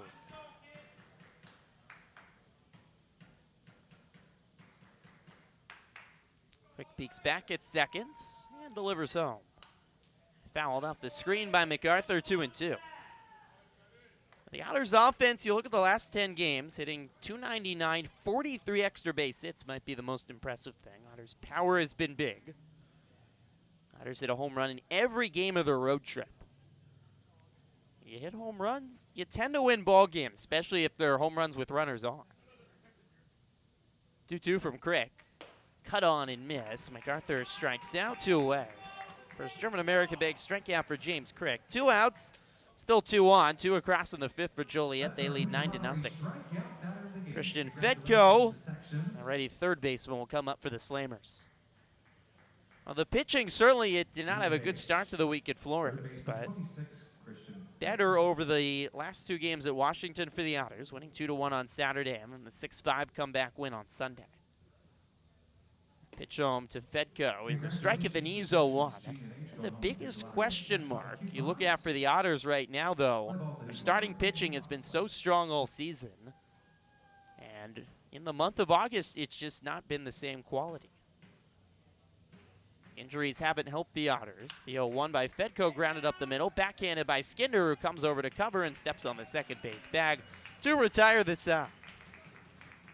Skinder shaded over, and he makes the play for the 3rd out of the inning. The Slammers keep on hitting. They have 3 more singles and a walk in the 5th, score 2 more, and it's 9-0 Joliet. Middle of the 5th, you're listening to Otters Baseball on the Otters Digital Network and watching on Flow Sports.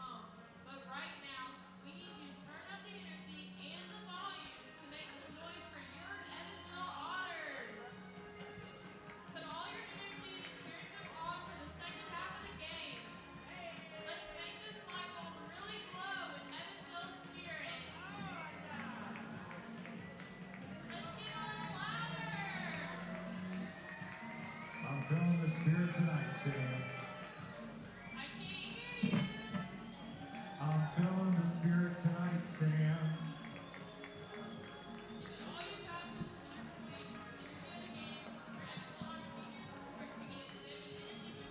for a win tonight. Leading off, second baseman, number 1, Ethan Skinder. Welcome back to Bosse Field. Matthew Will, the great Otters Director of Communications, with PA announcer Zane Clodfelter behind him, doing a great job here at Bosse on this hot Tuesday night. A 9-0 lead for Joliet over Evansville. And speaking of Director of Communications, what a transition. I'm now here with the former 6 years as Director of Communications. Preston, I never know how to say your last name correctly, so I'm just not going to say it. Ethan Skinder takes the first pitch, strike at the knees. The Otters trail 9-0 here in the bottom of the fifth. How do you say your last name? Leidenbach. Leidenbach. It's German sounding. Yes. I didn't, better not to say it than get it wrong. The 0-1 from Cook. Skinder fouls away 0-2. Slammers lead 9-0 on 13 hits here in the bottom of the fifth. Joliet's ace Cole Cook on the mound and cooking early. Just 3 hits allowed on no walks. Well, Preston, it's great to have you in the booth. I know you've been in here before, and you've spent a lot of time at Bosse Field. You took a job at USI a little over a year ago now, and Matthew has stepped in as the director of communications. And yet, it amazes me, you still come back to Bosse almost every night as Skinder fouls it back 0-2. Well, there's a lot of people that I've come to know over the years here, and that still work here. And of course, I still help out on a more game day staff basis now, but there's still a lot of players that I know from when I worked here, and so I just want to hopefully see the end result be a positive that ends in a trophy. Skinder takes strike 3 on the outside corner. Pretty breaking ball by Cole Cook. And there's one away in the fifth. Well, I was kind of talking about it last inning, trying to figure out the Otters, and they've had a kind of a strange August. The hitting has been better. The pitching has struggled. Came off a really difficult 3-game series at Washington where the Otters didn't look good and then play their best road trip of the year. Obviously, you've watched this team now for the last 7 years under Andy McCauley as Justin Felix takes the first strike on the outside corner. 1 out, nobody on, bottom 5, 9-0 Joliet. What is your perception of the Otters team this year? Well, this year I would say, even though record-wise it may not be as wide of a gap between the win and the losses as in years past, it definitely feels like a more balanced team that we have seen top to bottom. In recent years, you might have a top-heavy lineup, and then you're just not getting much at the bottom. I feel like there are the players near the bottom that can contribute more so than, like I said, in years past. So I feel like the potential is there offensively. And for the pitching, I mean, the rotations there. Normally, the problem has been in years past with the pitching, the good guys getting signed away to minor league affiliated baseball. So then it kind of leaves a little bit of a damper on the rotation late in the season. 2-1 to Phillips is taken on the inside corner for a strike. 2-2. And we haven't seen that this year. And I've talked about, I think it's just natural pitching is going to get more tired over the course of the season as it gets hotter and the ball flies more. And the Otters' ERA still the best in the league entering tonight, but the consistency both from the bullpen and the starters hasn't been as much there. Now the Otters' hitting has come together, and you said this team feels like they can be well-rounded. We just haven't really seen it through one full stretch since that 8-game win streak to start the season as Felix swings and misses, and there's 2 away. Cole Cook, another just great sequence of pitches there on the mound. Tough lefty, too, even for right-handed batters, just because he's not overpowering in any way, but some of that movement, you mentioned on that last at-bat, the breaking ball, kind of buckles the knees on the inside part of the right-handed batter. Well, 4 strikeouts for Cook. No walks. He's allowed just 3 hits. And an out away from 5 shutouts. George Khalil takes the first pitch strike at the knees. 0-1. But I will say, as usual, every baseball season, you get to that point, the dog days of summer in August, and it's really, it's a sprint to the finish, but everybody's also, kind of breathing heavy, I guess you would say, in some aspects toward the month of August. You're just trying to get to the end and hopefully get in.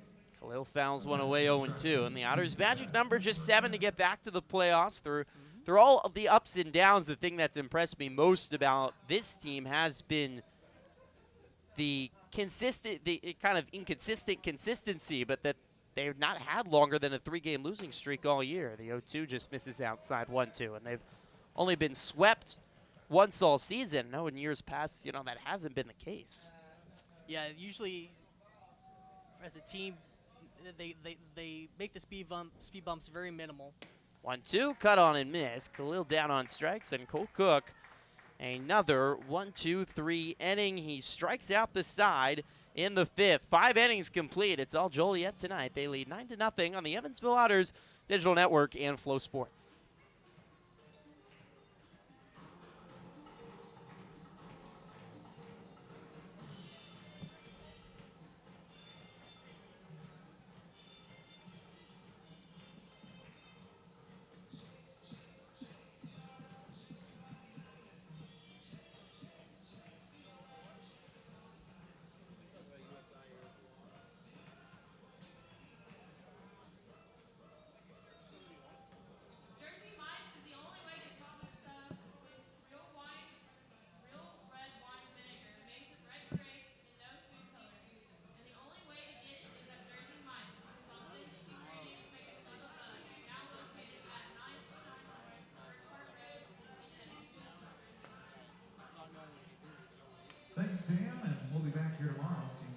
Connection Wednesday. And College Night on Thursday. Plus 3 more games over the weekend. A regular season finale here at Bosse Field on Sunday, 12:35. The Otters on the road next week.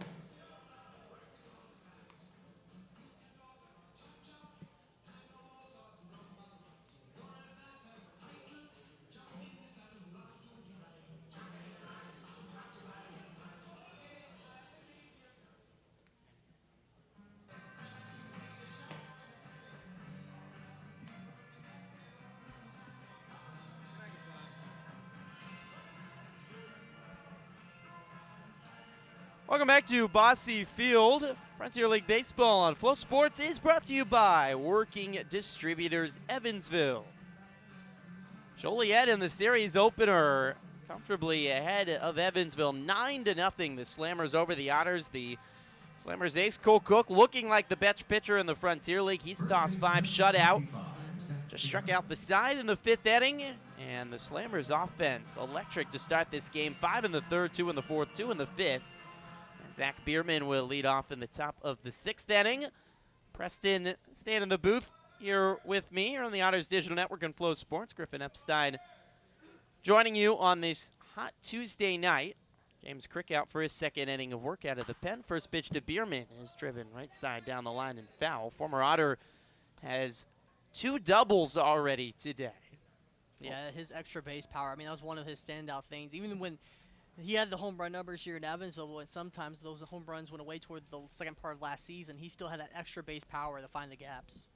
He had 280 last year with 17 home runs with the Otters. He fouls one off the screen, 0-2. 89 of 96 games played, and an all-star. And you got to interact with him, and I could certainly see how much the Otters players that have been with him love this guy, and then hugs and surrounding him during BP to get a chance to chat with Bierman. 0-2 home. Sails outside 1-2. Certainly a guy that's made an impact on a lot of his teammates. Yeah, and that's obviously a cliche, but he was a true professional baseball player, just went about his business. Wasn't very, crazy or charismatic out there on the field. He stayed within his routine and got the job done every day for the Otters. Bobby Siegel, hitting coach, gave him a big hug before the game as Bierman chops one foul off the end of the bat to stay alive 1-2. Certainly fun to see players and watch their journeys and some that go on to big success. You were here when Randy Wynn was still pitching. Yeah. Yeah, I was super proud of him, and as this entire Otters organization is, for obviously making his major league debut earlier this season with the Cincinnati Reds. Spearman fouls another one away, straight back to stay alive. But you begin not only following these guys' careers and following them on social media, you get to see where their next step is. And for some, that's other independent leagues, maybe the Atlantic League or the American Association, but you still want to see them do well and have success. A lot of fun to follow the 1-2. Oh, my goodness. It slipped out of the hand of Crick and thrown into the Joliet dugout. It almost hit the on-deck batter, Stevenson. Went over his head off the netting and into the dugout. Wow. That's an oops. No, it is hot tonight. I imagine the sweat yeah, is what caused that one for Crick. And he's from Michigan. He's not really used to all this heat. Between the sweat and just the moisture in the air in general. It's heavy. Yeah. And it's going to be just like that for at least the next few days this week here in Evansville. High humidity, high dew point. Your 2-2 coming from Crick. A broken bat flare off the end of the bat is popped up right to Reyes at third. He reaches up and makes the catch. 1 out in the 6th. 9-0 Joliet leads. Tommy Stevenson will come up. Well, Preston, you've been working at University of Southern Indiana for over the last year, working in their communications department. And USI seems they've joined D1 and had a lot of success, it feels like, already. What's in store this year for Screaming Eagle Athletics? So, obviously, year one, the expectations, were... His first pitch to Stevenson misses outside for a ball. We're kept at a realistic level.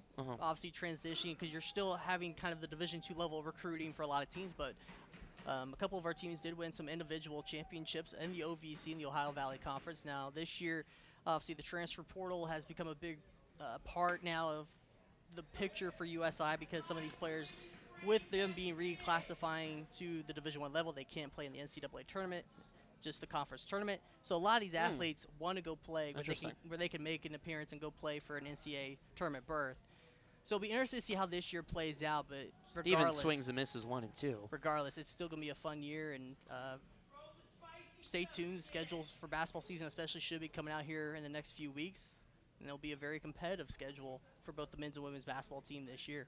Men's team had a good first year last year, and I might anger some people by saying this, but they were a lot better than UE last year, weren't they? Yes, they were. And the record speaks for itself. Yeah, UE, they're rebuilding, though. They're building something, from the ground up, basically. So they'll get going in the right direction. But for USI, they had a lot of experience on last year's team, basketball-wise, and now they're kind of half redone roster this year. Baseball-wise, because obviously we're talking about baseball here at the Otters, it's kind of a work in progress for them. They got to figure out how to stay healthy as they had some injuries to some of their key pitchers last spring. 1-2 bounced in the dirt. The 2-2 is fouled away straight back. Stevenson stays alive. 1 out. Top of the 6th. 9-0 Joliet. Preston, former director of communications for 6 years with the Otters, and now communications with USI, joining me here in the booth for a few innings on this hot Tuesday night. 2-2 coming from Crick. Is line third base side, gloved by Reyes off the dirt. Long throw across the diamond in time to win. And I will say, with Reyes making that play, it's good to see an everyday third baseman for this Otters team. Last couple of years, it's kind of been a rotating door, just among not necessarily guys that haven't been talented or good enough, but just kind of finding versatile utility infielders that can play that position. Multiple players getting a chance last year at third base at the hot corner, and it's, like I said, it's just good to see kind of an everyday guy and Yomar Reyes being over there. Started 71 games now at third as Phil Steering fouls. The first pitch off straight back is 71 of 85 games have been started by Reyes at third. He certainly has been that everyday guy at the hot corner. 0-1 count to Steering. 2 outs, nobody on in the top of the 6th inning. Crick getting ready to come home. Misses low 1-1. I am curious with that transition for USI from D2 to D1. What other, I guess, adjustments were made, and how much? I mean, you were a student there. Has the vibe changed on campus now that all the teams are moved up a division? I would say there's definitely a little bit more excitement, just because it's kind of refreshing. It's something new. And with them being in the Ohio Valley Conference, especially in basketball, they host their conference tournament here at the Ford Center in Evansville. So it's kind of, a little bit of a home court advantage if they get into the postseason conference tournament. So able to get a good support if they, get there. 10, 15 minutes up the road. Steering swings and misses, 2-2. But some of the largest crowds, at least in the new Screaming Eagles Arena history, were made last year during the basketball season. Like I said, a lot of success in other sports as well, especially in the fall. The cross country has a couple individual champions. They also had one later on in the spring with track and field. A lot of solid golf scores from the men's golf team and player of the weeks, and so a lot of history was made in the first year for sure. Exciting stuff, and it's only going to certainly grow more from here. USI here in Evansville. The 2-2 from Steering is fouled right side and drifts out of play. 9-0. Joliet leads in the top of the 6th. If you're just joining us, the Slammers put 5 up off Justin Watland in the 3rd inning. They used a pair of doubles. 2-run home run by Tommy Stevenson capped off the inning. They added 2 more in the 4th, and then James Crick came in the 5th, allowed 2. He's looking for a 1-2-3 inning here in the 6th. The 2-2 home is in the dirt and a full count to Steering. The Slammers ace Cole Cook cooking. 5 innings pitched. It's allowed just 3 hits, no runs, no walks, and 4 strikeouts. And going back a couple batters down to the Beerman at bat, where Crick obviously let the ball slip out of his hand and went into the dugout. That very next pitch, that's kind of unfair going back inside after letting one go up high and away to the lefty, right? As the payoff sails up and in again, and that's ball 4. Train rumbling by, or 2-train Tuesday for the last time this season. 24, G.J. Hill Jr. That CSX train has gone by this ballpark for a long time. Do you know what me and Lucas were talking about this a few months ago when all these trains rumble by. Do you know what these trains are carrying? Yeah, I mean, it's just going over here at the industrial park area from behind Bosse Field and Okay. behind the aquatic center. And the main railroad yard on this part of town is just over near Highway 41, so not too far. But this is very G.J. heavy Hill. industrial area. Pops up the first pitch. Kona Quiggle behind the first base bag, looking up, reaches up the glove, and makes the catch for the third out of the inning. We'll keep Preston on. We'll talk more about trains, and I've challenged Preston to Planes, think up trains, and automobiles, right? exactly, and think up some good Otters stories as well. We'll be back on the other side. Crick works a scoreless 6. It's 9-0 Joliet, middle of the 6th on the Otters Digital Network and Flow Sports.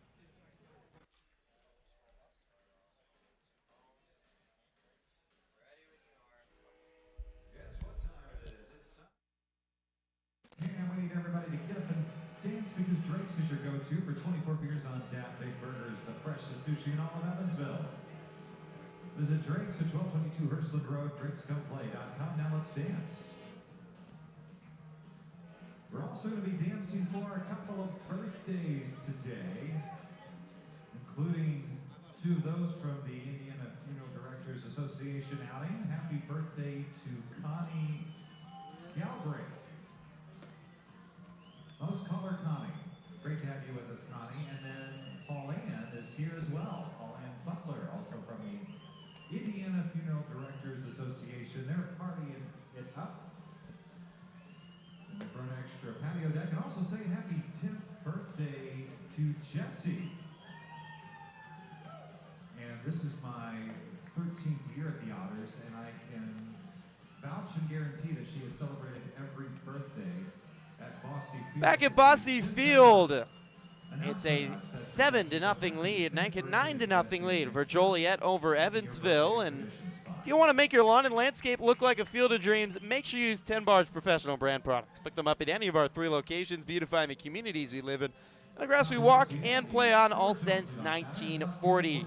9 runs on 13 hits, 1 error for Joliet. No runs on 3 hits, 1 error for Evansville. Cole Cook is closing in on another quality outing. He leads the league in about every pitching number. ERA at 2.23, 117 innings pitched, 9 wins, 17 starts. A walk sits innings pitched under 1, which is absurd. As the lefty comes home to Gary Mattis to lead off the 6th. First pitch misses inside for ball 1. And Cook is looking for quality start number 15 today out of 18. That's just not fair, Preston. It's not, but I tell you what, he's kind of a crafty lefty.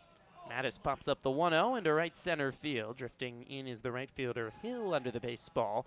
Makes the catch 1 away. Traditionally, the right-handed batters have the advantage against the left-handed pitchers, but I mean, he's pitching with command on the inside part of the plate, and our Evansville Otters batters just are having trouble getting the hands in enough with those pitches because they're so tight, but they're right there in the zone. He's only walked 26 guys in 117 innings. That's unreal, and it's not like he's not striking out guys, too. It's not, he's just 114 strikeouts in 117 innings entering today. So strikeout pitchers.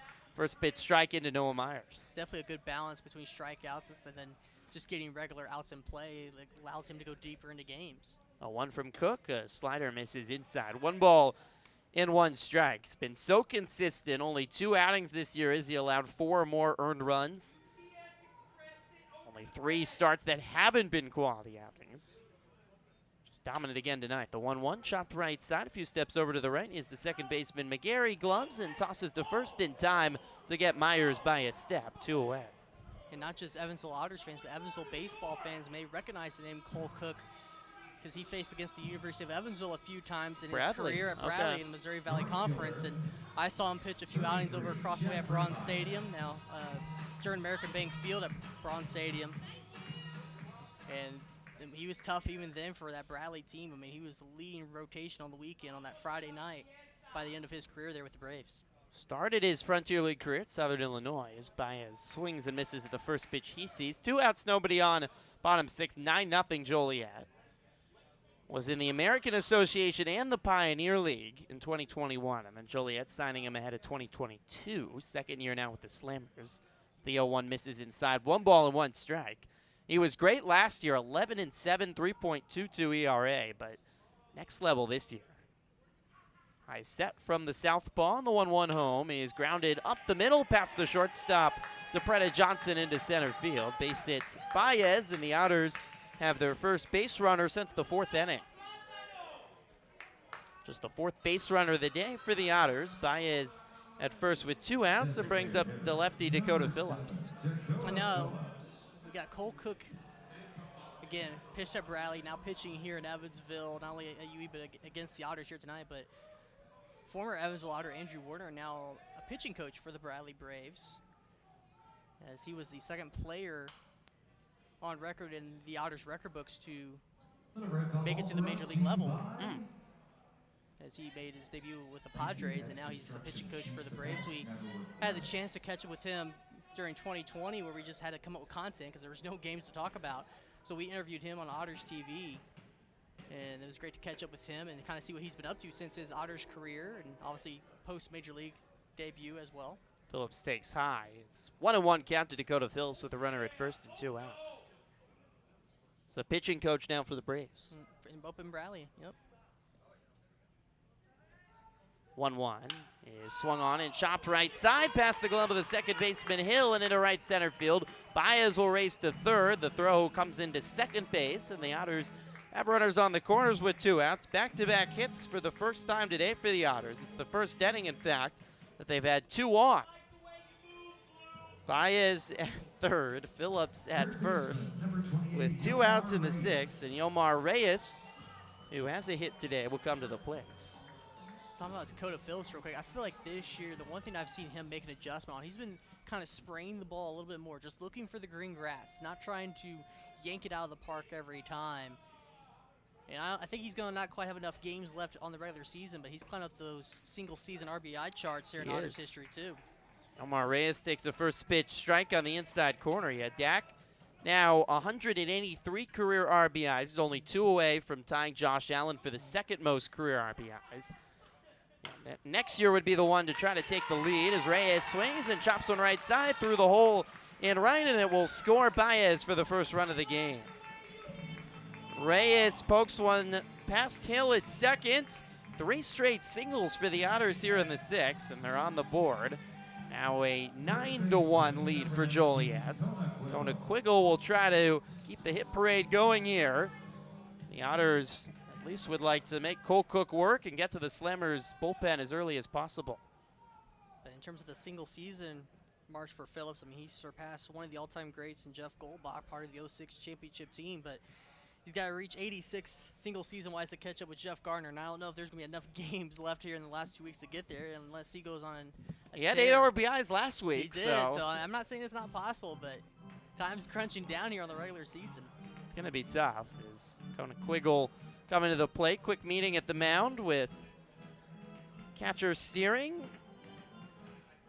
Preda Johnson, and Svedko, third baseman. Cole Cook on the bump for facing Quiggle. Cook's been dominant. Otters, though, had only had 3 hits off him, have 3 straight singles here in the 6th, and have cut the lead down to 8 runs. 2 on, 2 out for Quiggle, who's 0 for 2 today. Another lefty-on-lefty matchup. Cook comes home, outside, rolls through the legs of Steering onto the grass, and both runners will advance. Phillips to third, Reyes to second. Just got far enough from Steering that both runners took off and advanced without a throw. Still some work to be done here by the Otters, but it is kind of that point of the game for, at least for Cook, now that these Otters batters have seen him a couple times through the order. Now they might be starting to make those proper adjustments and starting to get the best of him as he's starting to fatigue, perhaps, here at this part of the game. Next pitch will be his 80th. Joliet bullpen getting some stretching in as Quiggle swings to the first pitch from Cook and grounds it foul. Of course, a couple weeks ago, especially here in Evansville, 80 pitches, probably not much. You can probably go another couple innings, but again, we've talked about the weather and the heat. That probably feels like 100 right now. Again, just the heavy, dense air. Almost like you're pitching through a wall. You got styrofoam on your arm or something. 1-1. Oh, beautiful front door slider. Catches the inside corner. That's just impossible to hit. 1-2 to Quiggle. Pitch that starts off at your hip and really even at your back and turns in to catch the inside corner. Such tight spin on that last pitch, too. 95-mile-per-hour slider. Time is called by Quiggle. Otters have 2 in scoring position with 2 outs in the bottom of the 6th. They trail 9-1.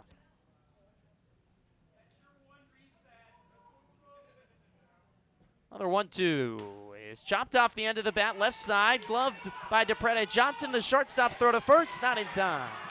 And that's just great hitting there by Kona Quiggle. Obviously with 2 strikes, he's going to be defensive, kind of give himself an extra millisecond to read the pitch, so more than likely he's going to go the other way, but with the shortstop kind of covering there at second, that left that little bit of that deep hole there at short. Went right through the legs of Reyes, who had to hop into the air to avoid kicking the ball. And as you said, DePretta Johnson shaded over to second, worked over to his left, off-balance throw. Quiggle runs it down the line. Otters have plated 2, and they have runners on the corners with 2 outs. And the batter, the ready Ethan Skinder. Cook home. Skinder chops at third base side and foul. Kind of surprised the defense shifted over. 2 outs, you're seeing 1 out. I mean, really, that run at second right now doesn't mean much for Joliet, as big of a lead they had. I was surprised they weren't really playing more toward normal depth and on each side of the second base bag. 0-1 to Skinder is ripped third base side, backhanded glove by Fedko down on the dirt, stands up, throw to first, not in time.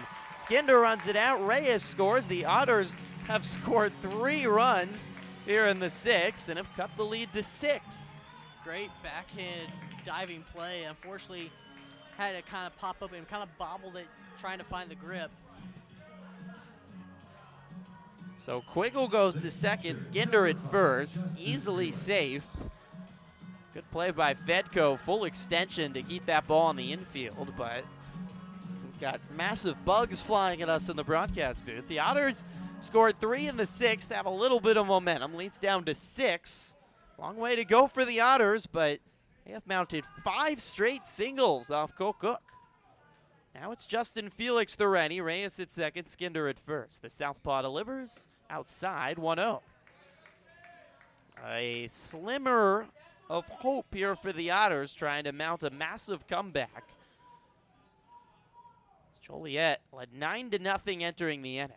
You'd like to see the Otters, though, chipping away with a crooked number here in this inning. Obviously, they want to increase that number. 1-0 is fouled right side. Now to play 1-1.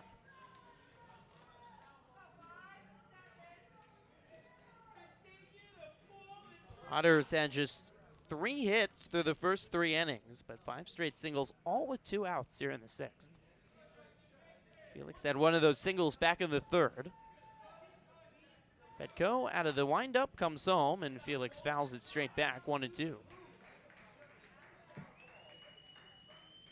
a tad early on that one, as that one goes off the end of the bat.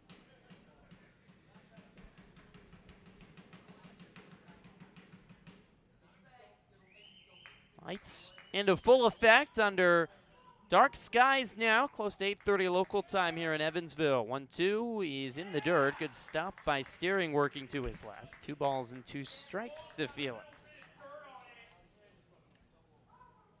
Slammers, who have 12 shutouts on the season, leads the Frontier League.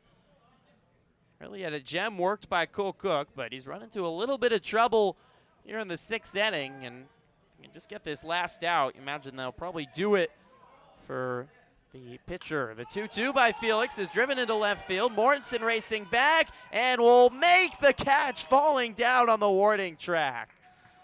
Wow, what a play by Brock Mortensen in left. Felix hit that one high and tall, and Mortensen stumbling around. Didn't take the best angle, but made this spectacular play, falling over on the track. And Joliet gets the much-needed out to end the inning in the 6th. 5 singles for the Otters, 3 runs. They leave 2 stranded. It's 9-3. Slammers in front on the Otters Digital Network and Flow Sports. I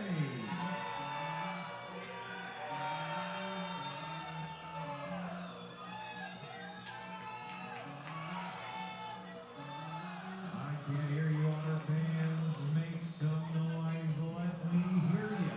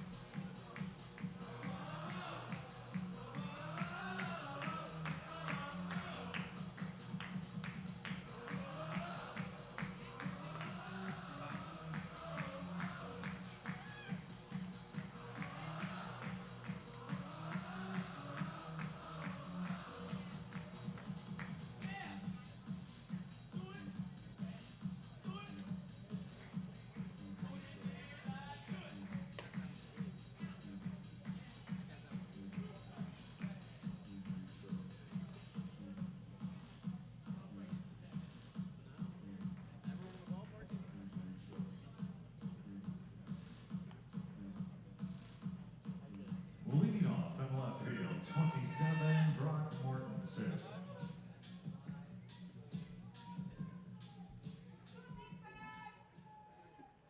Back at Bosse, top of the 7th inning. Otters score 3 in the bottom of the 6th to cut the lead to 9-3. Frontier League Baseball and Flow Sports is brought to you by Bud Light. Brock Mortensen will lead off the top of the 7th and take a first pitch high. Mortensen made a great inning-ending catch in the bottom of the 6th, falling over catch over his shoulder on the left field warning track. Probably saved 2 runs that would have otherwise made just a 4-run ball game. Mortensen swings at the 1-0 and pops it up into center. Coming in is Myers, under the baseball. Makes the catch, 1 away. For landscape design that is truly unique, look to locally owned Wild Horticulture. Whether you need a team to design and construct a large-scale landscape project for your business, or looking to create an epic backyard retreat complete with plants, water, and light installation, the experienced team at Wild can take your ideas to the next level. You've likely seen their creative work all over town. Wild Horticulture has the skills and resources to deliver inspiring spaces and bring your ideas to life. Have a project in mind? Find them on Instagram at wildspaces.com. Well, now nobody on for a pinch hitter. Julian Boyd will step in for G.J. Hill. Lefty batter, pinch hitting. First pitch home to Boyd. Strike on the inside corner. Preston, have you ever dabbled in horticulture? Definitely not. No. No, I don't have a green thumb. Don't have a green thumb. No. There's so many. I listen to a lot of professional baseball. I guess this is a professional baseball broadcast. Boyd swings and misses 0-2. Listen to a lot of big league baseball broadcasts, and there's also advertisements on there for horticulture. I'm not sure if a lot of baseball fans are horticulturists. I certainly don't have a green thumb either. Yeah, no, I'll cut the grass, and that's about it. I'm not sure even I can handle that. The 0-2. Boyd fouls it off the screen. Stays alive. Took a hard ricochet off the facade of Bosse Field down into the Joliet dugout. We just got to be aware there of the ricochets. Balls that come down from the roof, too. 9-3, Joliet leads top of the 7th. James Crick still working for the Otters. This is his 3rd inning of work. The 0-2, cut on and missed. A fastball on the outside corner at 91. Strikes out Boyd. And that's the first out of the 7th. Shortstop for Tyler. It's the second out, I should say, of the 7th. Mortensen flying out to center. So 2 outs brings up Tyler DePrete Johnson, the shortstop. What a day he's had. 3 singles for DePrete Johnson. Except he's going to be pinch hit for, so no, he's not. It's outside 1-0. The Shadows are playing tricks with me today here at Bosse. So my grandma tried to convince me to garden, and it sounded so fun, and I love being outdoors, but it's just dirty, and I don't know. 1-0, outside, 2 balls and no strikes. I guess that's why you hire a horticulture team, though, to do the job for you, because I think I can appreciate the good landscaping of the grassy lawns. Yeah, you know, it probably wouldn't be a bad idea for me to maybe grow like a vegetable garden or something like that. Help me eat healthier sometimes, but. DePrete Johnson pops one up down the right field line. Baez tries to make a sprinting catch outside of his reach and comes in hard to the wall down the right field line. 2 hands out. Bumped into the wall pretty hard. Neely made a great running catch for the 3rd out of the inning. It's a 2-1 count. You always have to find the right spot. You gotta get that right balance of shade and sunlight. You know, so it's always. It's got to be good for the environment too. Yeah. You want it to look attractive. There's so much that goes into horticulture. I don't know if you and then mulching's a whole other story. Oh, that's true. 2-1 coming to DePrete Johnson. It's cut on right side and fouled out of play. 2-2. So I guess, Preston, we're going to leave it up to the experts at Wild. That's our conclusion today. We'll stick to our day jobs. Yeah. Certainly can't be easy, too, with the heat and humidity right now. It's not good for the plants. Or 2-2 coming. It misses low, a full count. I would assume with this week's heat, Dan's pretty busy keeping the field hosed. And Dan Klusner, the great groundskeeper for the Otters. I mean, he does. I've talked about it so many times. He does such an incredible job here at Bosse Field, keeping the field in pristine shape from 8 a.m. till game time and after. The payoff by DePrete Johnson, a broken bat pop-up into center. A few steps in is Myers. He's there and makes the catch. James Crick has settled in well. This works back-to-back scoreless innings. We'll stretch at Bosse. It's 9-3 Joliet in front on the Otters Digital Network and Flow Sports. Stand and stretch and sing. Take me out to the ball game. Here we go. Take me out to the ball game. Take me out to the crowd. Buy me some peanuts and Cracker Jack. I don't care if I never get back, and we'll root for the Otters. If they don't win, it's a shame. For it's 1, 2, 3 strikes, you're out at the old ball game. Nicely done. Let's get some runs.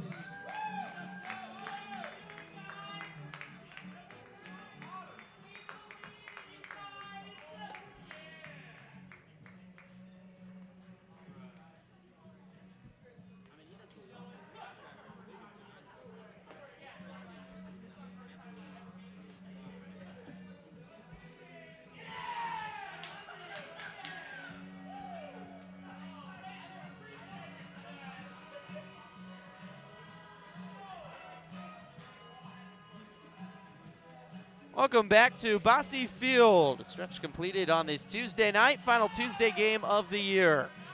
Joliet going to the bullpen. They have a 9-3 lead. Cole Cook, another quality outing. He did allow 3 runs in the 6th, but he earns his 15th quality start of the season in 18 starts this year. Joliet to the bullpen, and Chandler Brierly, another big lefty, 6'8", 220, second-year rookie from New Jersey, will come out of the pen for the Slammers. Brierly, Otters have seen a couple times. He makes his 32nd appearance of the season, 6.97 ERA and 41 1/3 innings pitched, 48 strikeouts, but has 32 walks.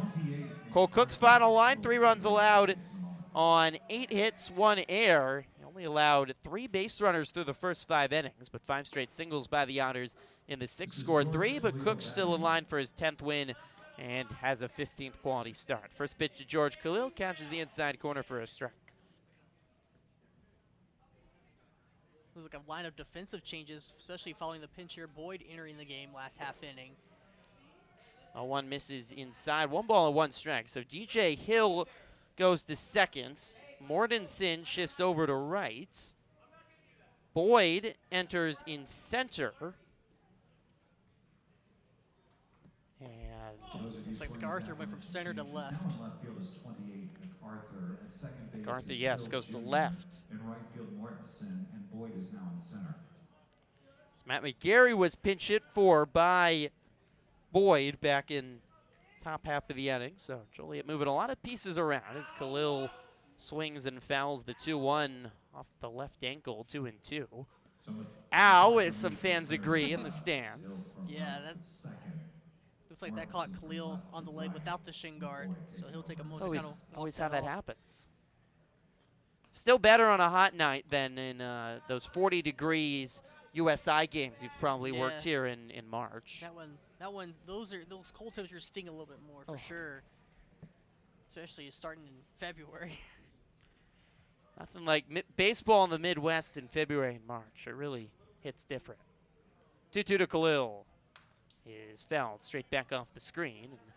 Otters shortstop stays alive. 9-3 Joliet leads in the bottom of the 7th. We'll get another check of the out-of-town scoreboard. Man, we've got some crazy scores tonight. Washington leads Schaumburg 9-8 now in the bottom of the 5th. That's after Schaumburg scored 8 runs in the first inning. 2-2.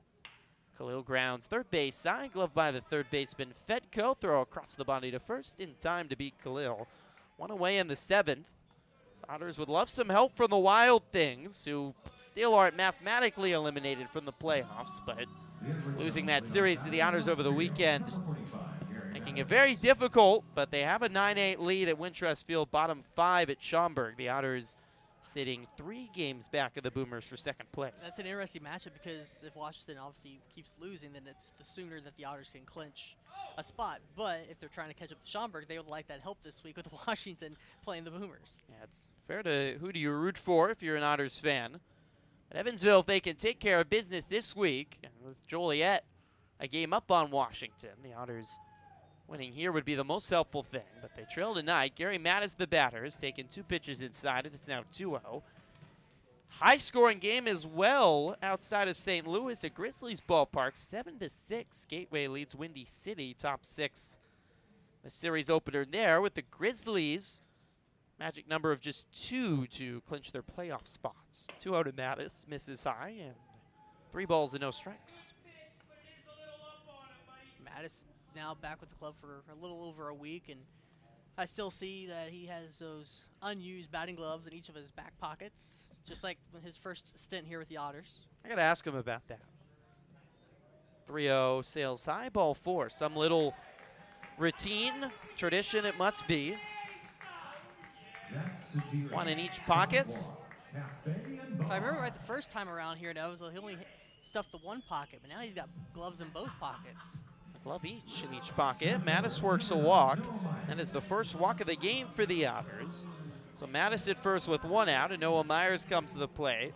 Myers had a triple back in the first inning, the reigning Frontier League Player of the Week. 1 for 3 now today. Brierley looking at Mattis at first, and the lefty comes home inside to Myers, 1 out. Some other Frontier League scores tonight. Florence just continues to struggle. Lake Erie takes the first game at Florence 5-1. The Owls have not won in a week now, so they've lost 6 in a row.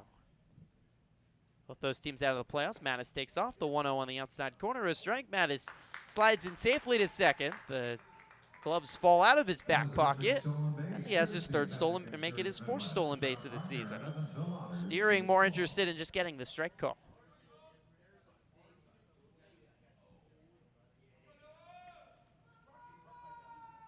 1-1 to Myers. Breaking ball on the outside corner again for a strike. 1-2. In the East, the big series, Tri-City and Quebec to start the week. And the Valley Cats take the opener 3-2. Tri-City sitting in the 3rd spot, entering the day in the East. But now just a game back of Quebec for 2nd. And New Jersey has lost. So Tri-City having a very good day as the 1-2 on the outside corner. Strike 3 called. Myers goes down looking, and there's 2 away. Bring up Jeffrey Baez with 2 outs. Mattis at second, 9-3 Slammers lead. New Jersey got walked off at Ottawa, lose 4-3 in 10 innings. So Tri-City makes up a game on both New Jersey and Quebec. Just a game and a half out of first for the Valley Cats.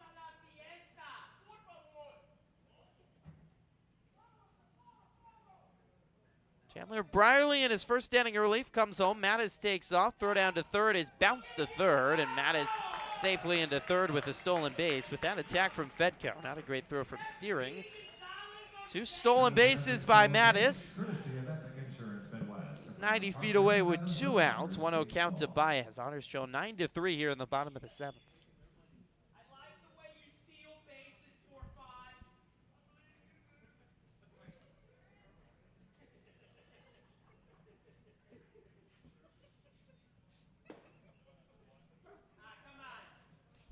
To Baez catches the inside corner, 1-1. Other scores tonight. Trois Rivières leads Sussex County 4-3. Miners really cannot afford to lose that series. They try to hold on to some playoff hopes. New York hosting Empire State, 4-0 lead, bottom 6. Beautiful Clover Stadium. The 1-1, swing and a miss. 1-2 to Baez.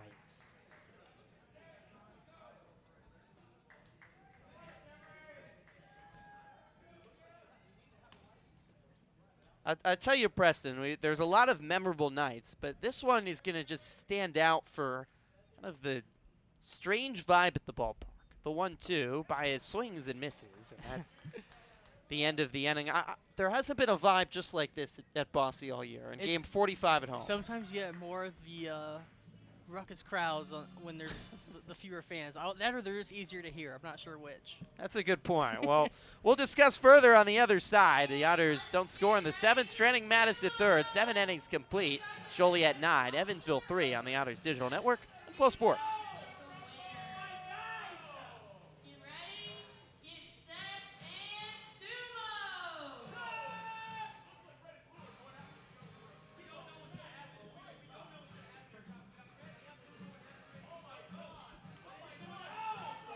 It looks like Kyler's winner of round 1. Round 2 begins.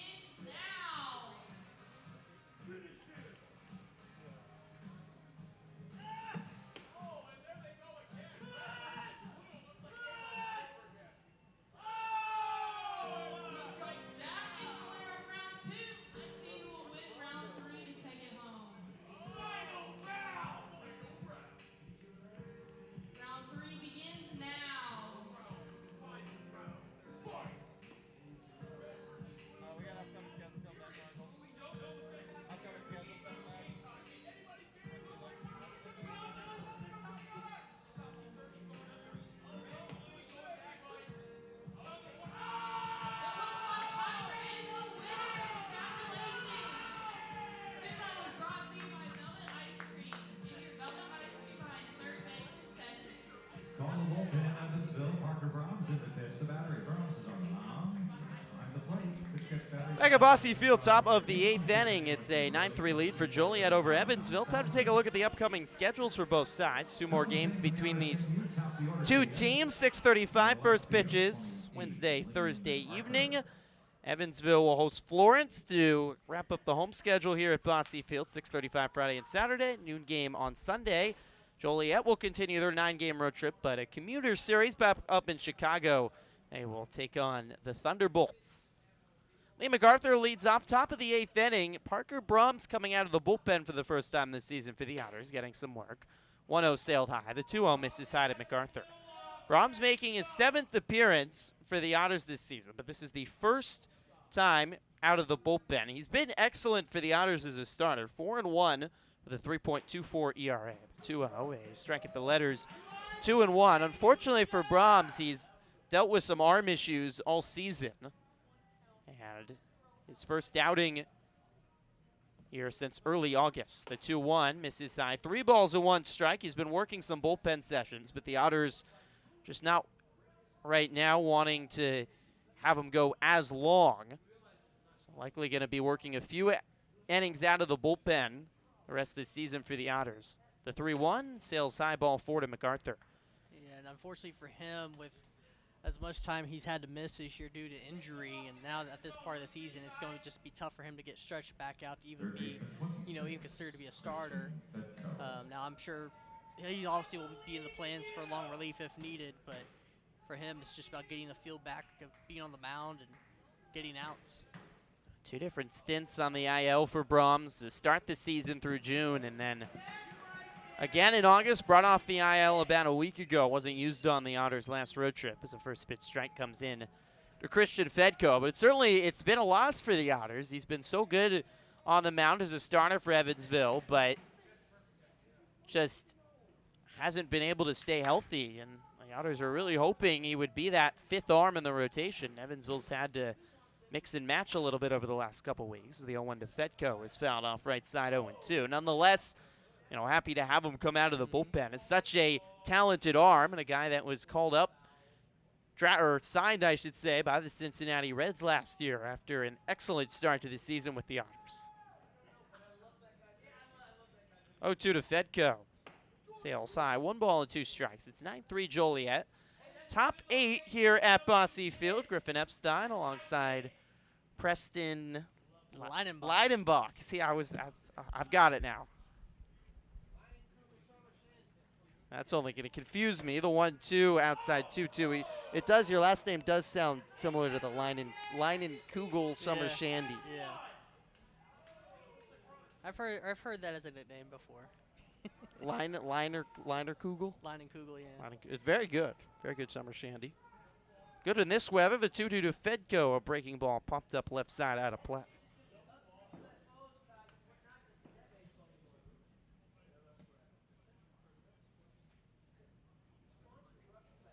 Nine runs on 13 hits, 1 error for Joliet. 3 runs on 8 hits, 1 error for Evansville.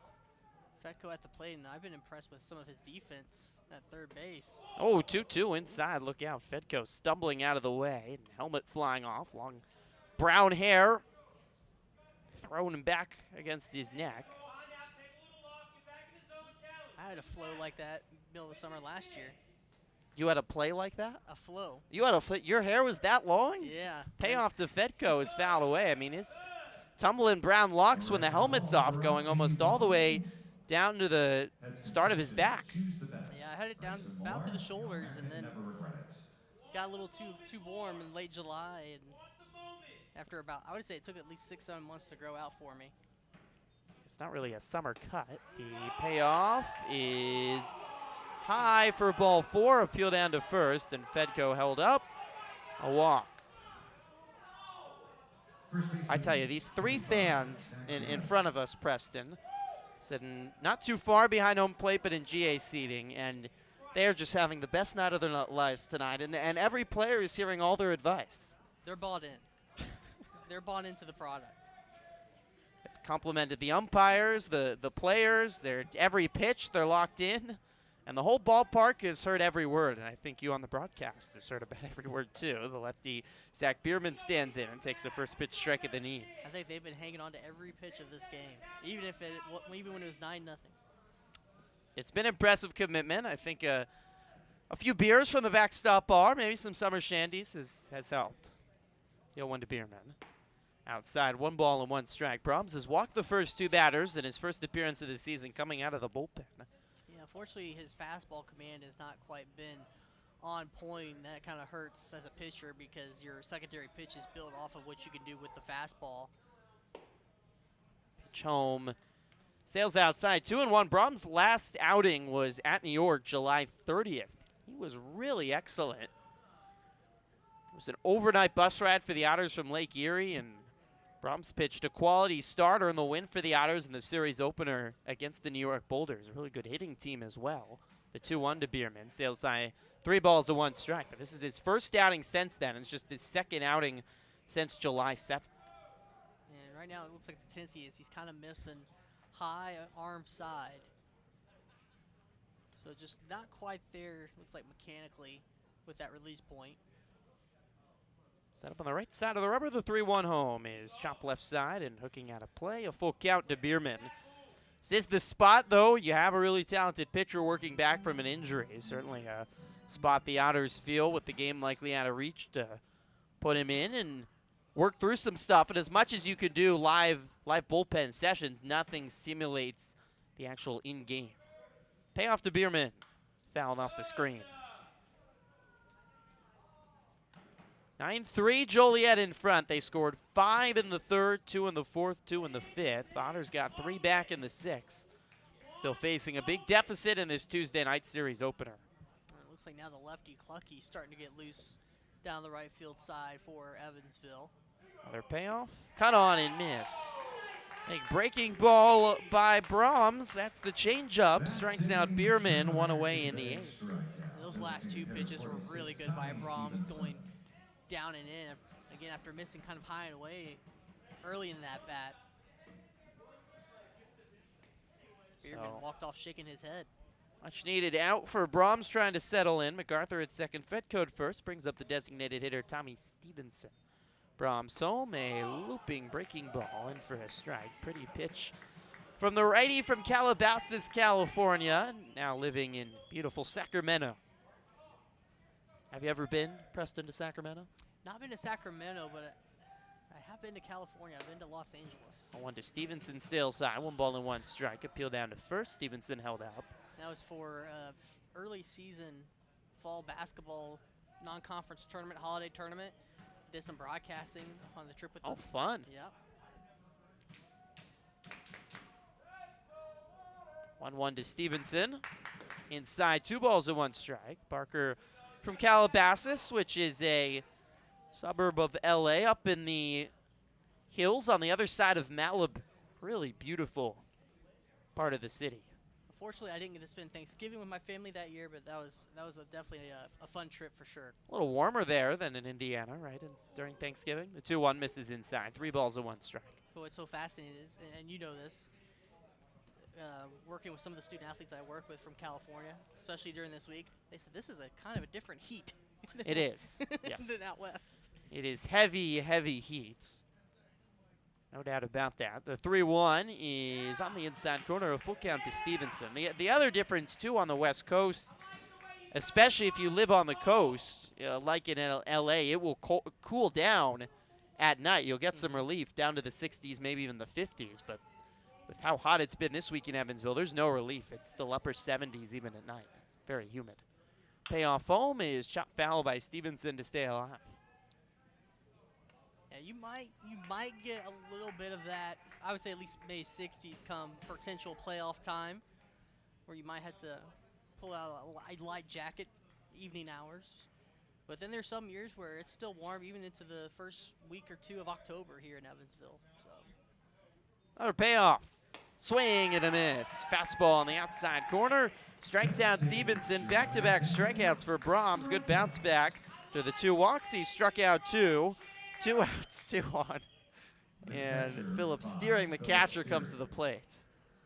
again, it looks like Brahms maybe starting to find the proper adjustment, as even then he works on this left-handed batter side of the plate to get that strikeout, as he did in the previous at-bat with Bierman. First pitch to steering, swing and a miss. Without looking, Preston, guess the score now in Schaumburg, between Schaumburg and Washington. They're in the top of the 6th now. We last checked in the bottom of the 5th, and it was 8-7. I'll say like 12-11, Ooh. Washington in front. 12-10. One off.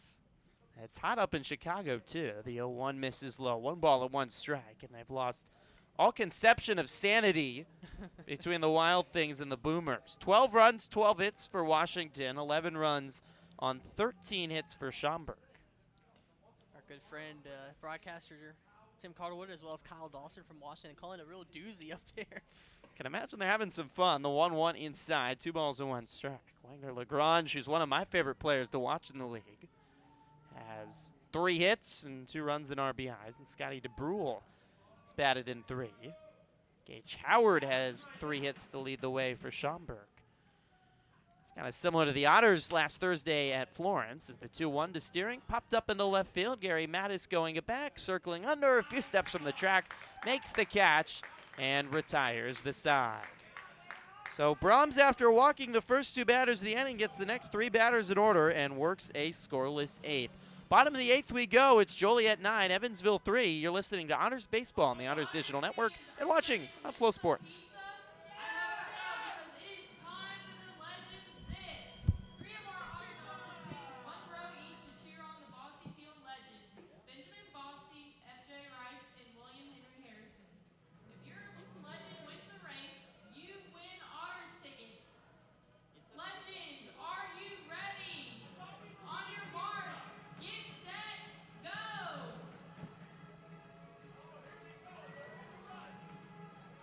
Who's your money on, Sam?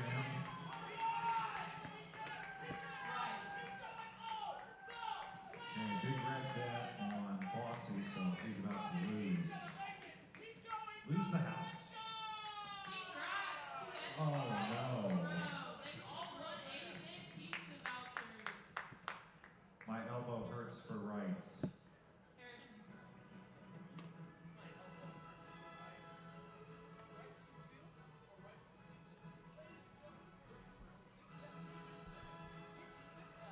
Back at Bosse, bottom of the 8th. It's 9-3 Joliet leading in the series opener.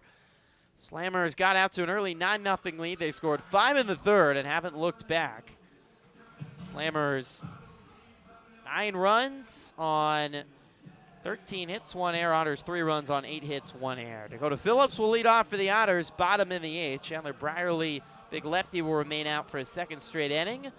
And William Henry Harrison keeps on rolling. He just won another AZIP Legends pizza race, Preston. He's just been unstoppable this year, the former president. Yeah, I would say quite handily. Maybe not quite Secretariat type distance out of the Belmont Stakes, in terms of the margin of victory, but pretty easy win for Harrison here tonight. How about it? This game number 45, race number 45, win number 25 for William Henry Harrison this year. He's been impressive. Still exciting. Benjamin Bosse back on August 6th finally snapped that 3-month losing streak and finally got a win in a race. But it was Wrights tonight as Dakota Phillips takes the first pitch strike, who had multiple stumbles and fell. And not a good night for Wrights, but his high school football team won over the weekend, so at least there's that. And so did my North Huskies. The 0-1 outside, 1 ball and 1 strike. We had Max Partner, the 14 News sports director, on earlier. He was talking about what a great game between North and Castle to open up the high school football season. Yeah, and unfortunate for Bryson Moore and his Castle Knights. That's all. I'll have to tell you. I'll have to tell him after the game you were taking shots. The 1-1 grounded right side. Second baseman Hill collects, tosses to first. Phillips down, 1 away here in the bottom of the 8th. Slammers lead 9-3. And I give him a hard time because I can't. He probably remembers more. It's either last year or 2 years ago. I was asking him, okay, so how, cause in that first game, North Castle, he's like, oh, North should win easily. Castle, they're kind of young and experienced, may a little inept at the quarterback position that year. Went on to win that game handily. And then Castle decided they wanted to go on to win up to semi-state. So then I had to give him a hard time, like, what kind of scouting report was that? Yomar Reyes takes a big swing and a miss at the first pitch he sees from Brierly. 0-1 with 1 out in the 8th. And not only that, because Bryson, the former Castle quarterback. He played quarterback there? He did. I did not know that. 0-1, swing and a miss 0-2. He's a little short for quarterback, isn't he? But he was one of the best of all time in Castle history. That's why we call him the All-American. I got to look up his stats. This is unknown to me. The great director of food and beverage, as Now- Reyes calls time here at Bosse Field. In He'll be fact, modest I about see it. him now. We could call him up to the booth right He'll now. be modest about it. He's waving. He has no idea we're talking about him. Does such an incredible job here running all the food and drink at Bosse Field. No one would be fed or drunk without Bryson. The 0-2 is foul tipped into the glove of Steering, and there's 2 away here in the 8th. I'd really love to have him up on the broadcast. He's just so busy all the time with He just doesn't stop. getting food and drink. He doesn't stop. He's might have worked longer hours than anyone else here at Bosse Field. I'm not sure we can get him up into the booth. It takes a special person to be the director of operations and food and beverage, especially in minor league baseball. And we've had a few good ones, and now currently Bryson is here. 2 outs, nobody on. Quiggle takes outside for a ball. And you're telling me he was a award-winning quarterback at Castle. Well, it was at Indiana. Why was he not asked to join the football team? Well, he switched sports in the middle of high school. Really? Yeah, went on to play golf. Oh. And See, he seems more like a golfer. And he's good at that too. The 1-0 to Quiggle taken outside 2-0. I'm going to have to convince Bryson to come on because now I know everyone listening is building up the mystique about Bryson Moore of Newburgh and wants to hear more. So I kept my athletic ability to one sport in soccer through the end of high school, and then I called it a career. That's typically why you move into sports media, because Yep. of that. The 2-0 is swung on and missed by Quiggle, 2-1. Eventually the knees start hurting. Well, I mean, my back hurts from our endless bus rides already. The worst, too, is the players, can enjoy some gas station convenience food. And I can't because I sit up in a box for 3 hours and talk while they run around and burn thousands of calories as Quiggle swings and misses 2-2. Gotta get those pregame sprints in. I know. I mean, Bobby Siegel, the Otters hitting coach, I'm amazed at his discipline to working out and running around the field. And I should probably follow him around or something because he is so committed to staying in shape. And sometimes it seems like he's in better shape than the players even. He's out doing the stretches with them before the game. The 2-2 to Quiggle. Chopped right side, foul.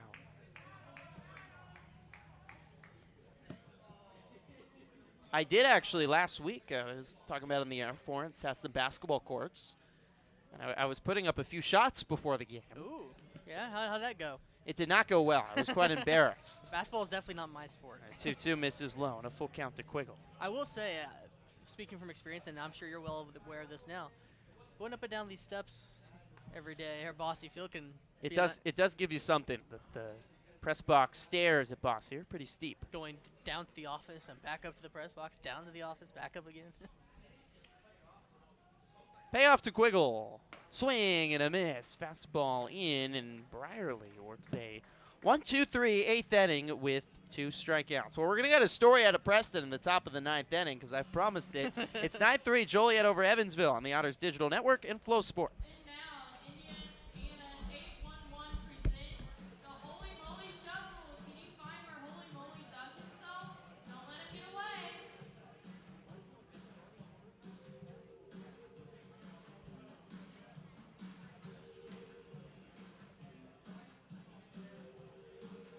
Is he in 1, 2, or 3? 2. Thank you for playing. The Holy Moly Shuffle is brought to you by Indiana 811, a free service that can prevent costly damages to underground utilities. Know what's below. Call 811 or visit 811now.com. At least 2 full working days before every digging project, no matter how large or small.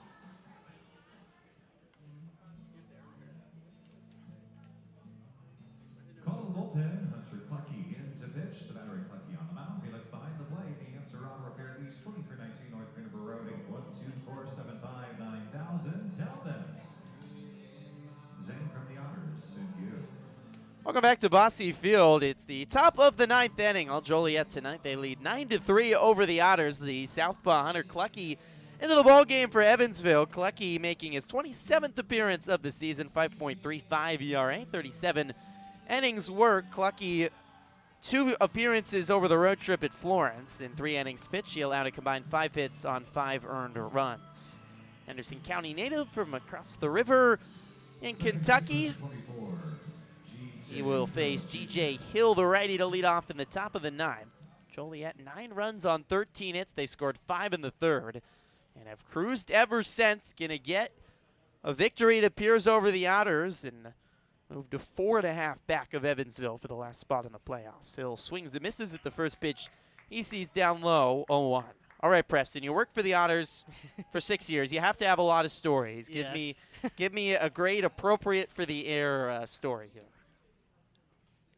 So I will say there's probably not one that sticks out. Like Hill grounds one foul, there's too. a bunch of stuff, and this comes to mind, and Zane knows this as well. So next year in April, we're supposed to have the next solar eclipse come through in total darkness here in Evansville. Well, we were here at the ballpark for the one in 2017. We stood up on the roof for it.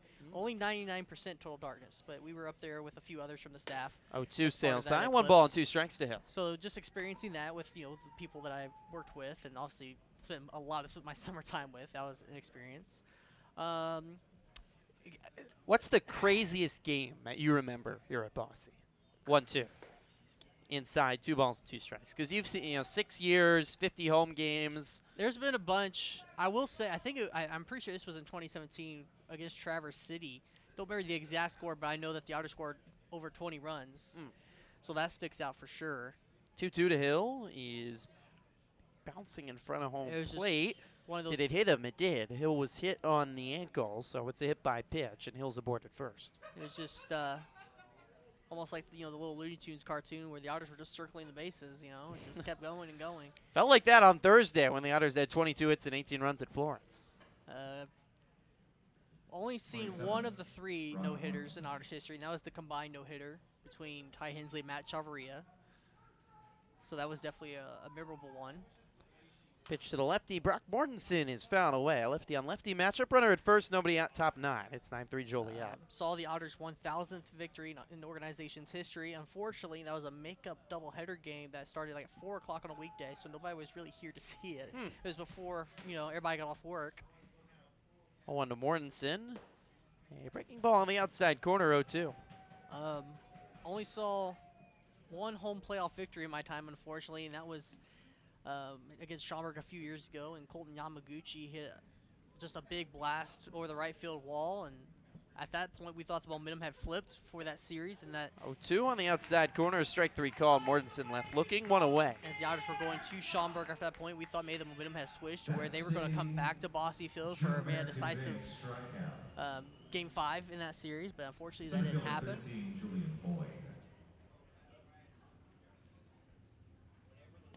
Yeah, I would say, there's a ton of stories for sure. A lot of them away from the field, which is, again, when you spend so much time with people during the summer, a lot of things to kind of. Julian Boyd swings the first pitch, grounds it to Skinner, could be 2. Tosses Khalil, steps on the bag, back to first, double play. 4-6-3 double play, ends the 9th. There's just a lot of things you got to do in a long baseball season to have fun and kind of keep things relaxed and, cherish those kind of moments. Well, a nice 4-6-3 double play. Skinner Khalil to Quiggle. Quickly ends the inning in the 9th. Last call for the Otters. Bottom of the 9th inning. It's Joliet 9, Evansville 3 on the Otters Digital Network and Flow Sports.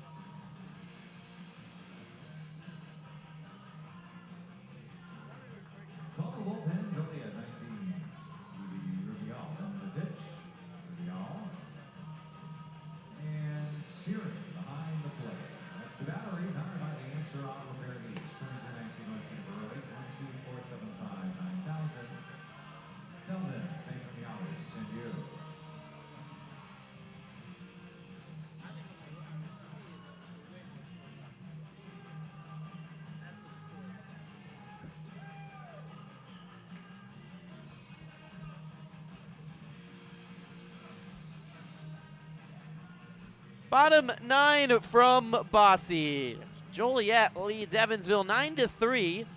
Slammers will make a call to the bullpen here for the 9th inning to try to close out the ball game. By the way, it's 17-11 Washington over Schaumburg in the bottom of the 6th inning at Wintrust Field. I don't know what is happening That's in a Schaumburg. preseason football score. Yeah, I know.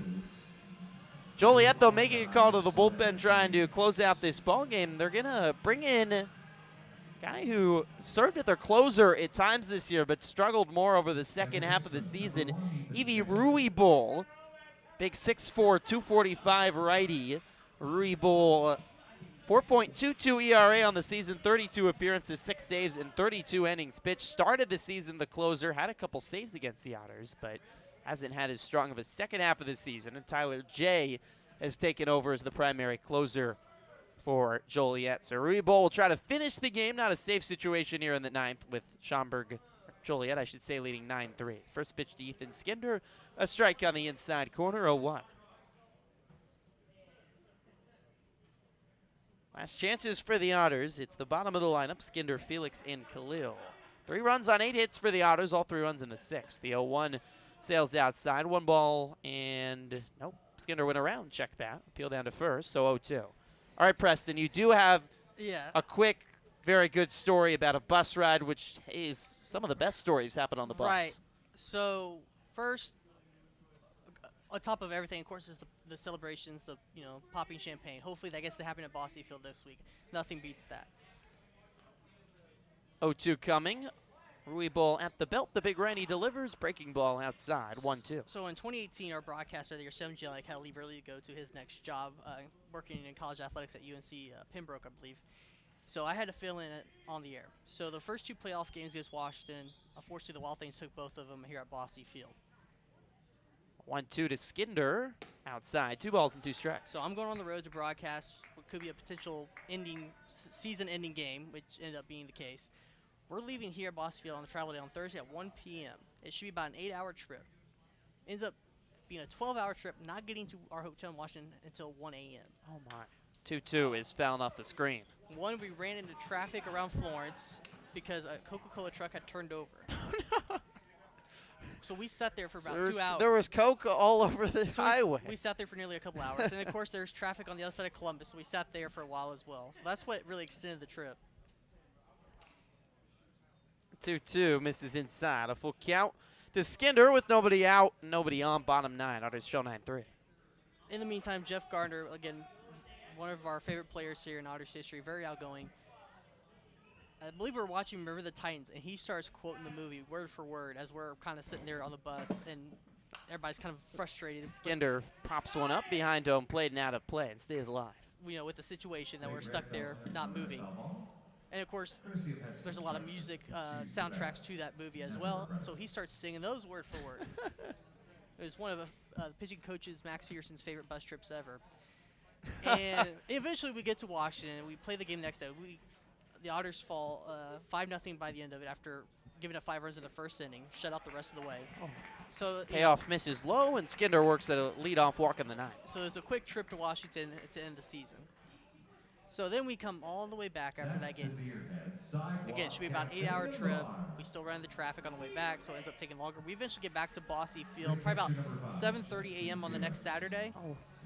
We can't get into the parking lot. There's a marathon, half marathon 5K going on, and they have this whole area around Bosse Field blocked off. First pitch to Justin Felix, misses inside, ball 1. Skinder at first, nobody out, bottom 9. Otters trail 9-3 on this Tuesday series opener. So eventually, after some time, our bus driver has to make it clear to the race officials and the Evansville Police Department on hand, hey, we're the Evansville Otters, we're trying to get back from a trip. Eventually, we were able to get in after the runners passed by. My goodness. Felix takes inside 2-0. Yeah, just from the beginning to the end, just a lot happened to make that trip a lot longer than it needed to be. I definitely got home and crashed after that. That is one way to end a season. Memorable fashion. Skinder at first. Here's the 2-0 to Felix. A strike on the outside corner, 2-1. So Jeff Goldbach, did he whole thing through recite every line or close to that? Yes, Jeff Garner. Yeah, Jeff Garner. Yep, He was doing whatever he could to keep the spirits high, I guess. 2-1 misses outside. 3 balls and 1 strike to Felix. It's funny you bring that up, and I just recently brought up Bobby Siegel, the Otters hitting coach. He has an uncanny ability, also with movies, to recite lines from a lot of movies. So, of course, A League of Their Own filmed here at Bosse Field. We were watching that on the bus a couple months ago. The 3-1 inside, it hit Felix on the back. So Rui ball a walk, and now he's hit Felix. There's 2 on for the Otters with nobody out. He was reciting every line to A League of Their Own. I think he stopped after a while, and not all the other people on the bus were too pleased. And then we were watching, blanking on the name of the movie we were watching. We were driving Florence to Washington on the past road trip.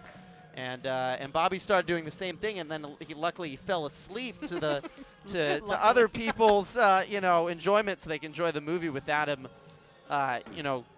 getting all of the. Yeah, I could maybe do a couple lines here or there, but Goes on for 10 minutes and somehow knows every line from Yeah. the movie, 5 seconds ahead of before it happens. So it's George Khalil up, 2 on, nobody out for the Otters. Evansville trails 9-3. First pitch for a strike to Khalil. Uncle Buck, that is what we watched, that's a good one. which is a great movie. We That's a watched, good and Bobby, first 20 minutes, he knew every line of the movie. I asked him, how do you do this? He said, That's a I good don't know. But no, Jeff Gardner had that kind of personality. 0-1 to As- Khalil on the inside corner of strikeout 2. He also, a few years ago, made a parody music video. Oh, Here- my. Yeah, here in the down in the clubhouse area. It's a long 96-game season, Indy ball. A lot of long bus drives and times in the hotel. And technology these days has made it a lot easier to pass the time. But, I mean, you think even back just 6 years ago. It was a parody of Arms Wide Open by Creed. But he called it Extended in reference to extended spring training. 0-2 to Khalil. Cut on up the middle, could be 2. Glove by the shortstop to Preda. Johnson steps on the second base bag, tosses to first, double play.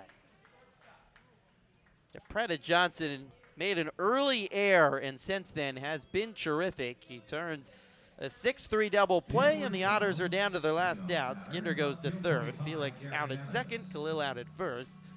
Down to Gary Mattis here for the Otters. 9-3 Evansville trails in the 9th. Sounds like quite a character, Preston. And of course, among other stories, there's always the Tart Pool stories. Gary Mattis swings to the first pitch and pops it up into right field. Mortensen underneath the baseball reaches up and makes the catch. And that is the ball game. Is over. Final score, Joliet. Joliet takes care of business tonight. A really workmanlike 9-3 win for the Slammers over the Otters. They got out to an early lead, beat up Justin Watland for 5 in the third, added 2 more in the 4th and the 5th, and cruised from there. The Otters got 3 runs back in the 6th, but really after that 3rd inning, this game just never felt in doubt, and the Slammers have won 4 in a row and said they had to have a series win, probably a sweep. They want to try to catch the Otters for the 3rd and final playoff spot in the Frontier League West. They do just that with a dominant performance and moved to now 4.5 back of Evansville for that last playoff spot. Have to be impressed by the Slammers tonight, Preston. Yeah, they're always a gritty team to go up against. Even when, their previous manager, when Jeff Isom was the manager, and even now, they're just a tough out. They just grind and come into Bosse Field, and they take this first one, set the tone. But for Evansville, you just got to not dwell on it too much and get ready for tomorrow and bounce back. Otters are 5.5 now up on Joliet, not 4.5. So 5.5 up. The Otters still plenty of games in and on the Slammers, but Joliet will have 2 more to play here. Washington is just having chaos at Schaumburg as they lead 17-11 top 7. So Otters may not lose pace to the 2 teams in front of them, but both Washington and Joliet winning to keep their playoff hopes alive, and the Otters' magic number will not drop today. It will stay at 7 as they go into the middle game tomorrow.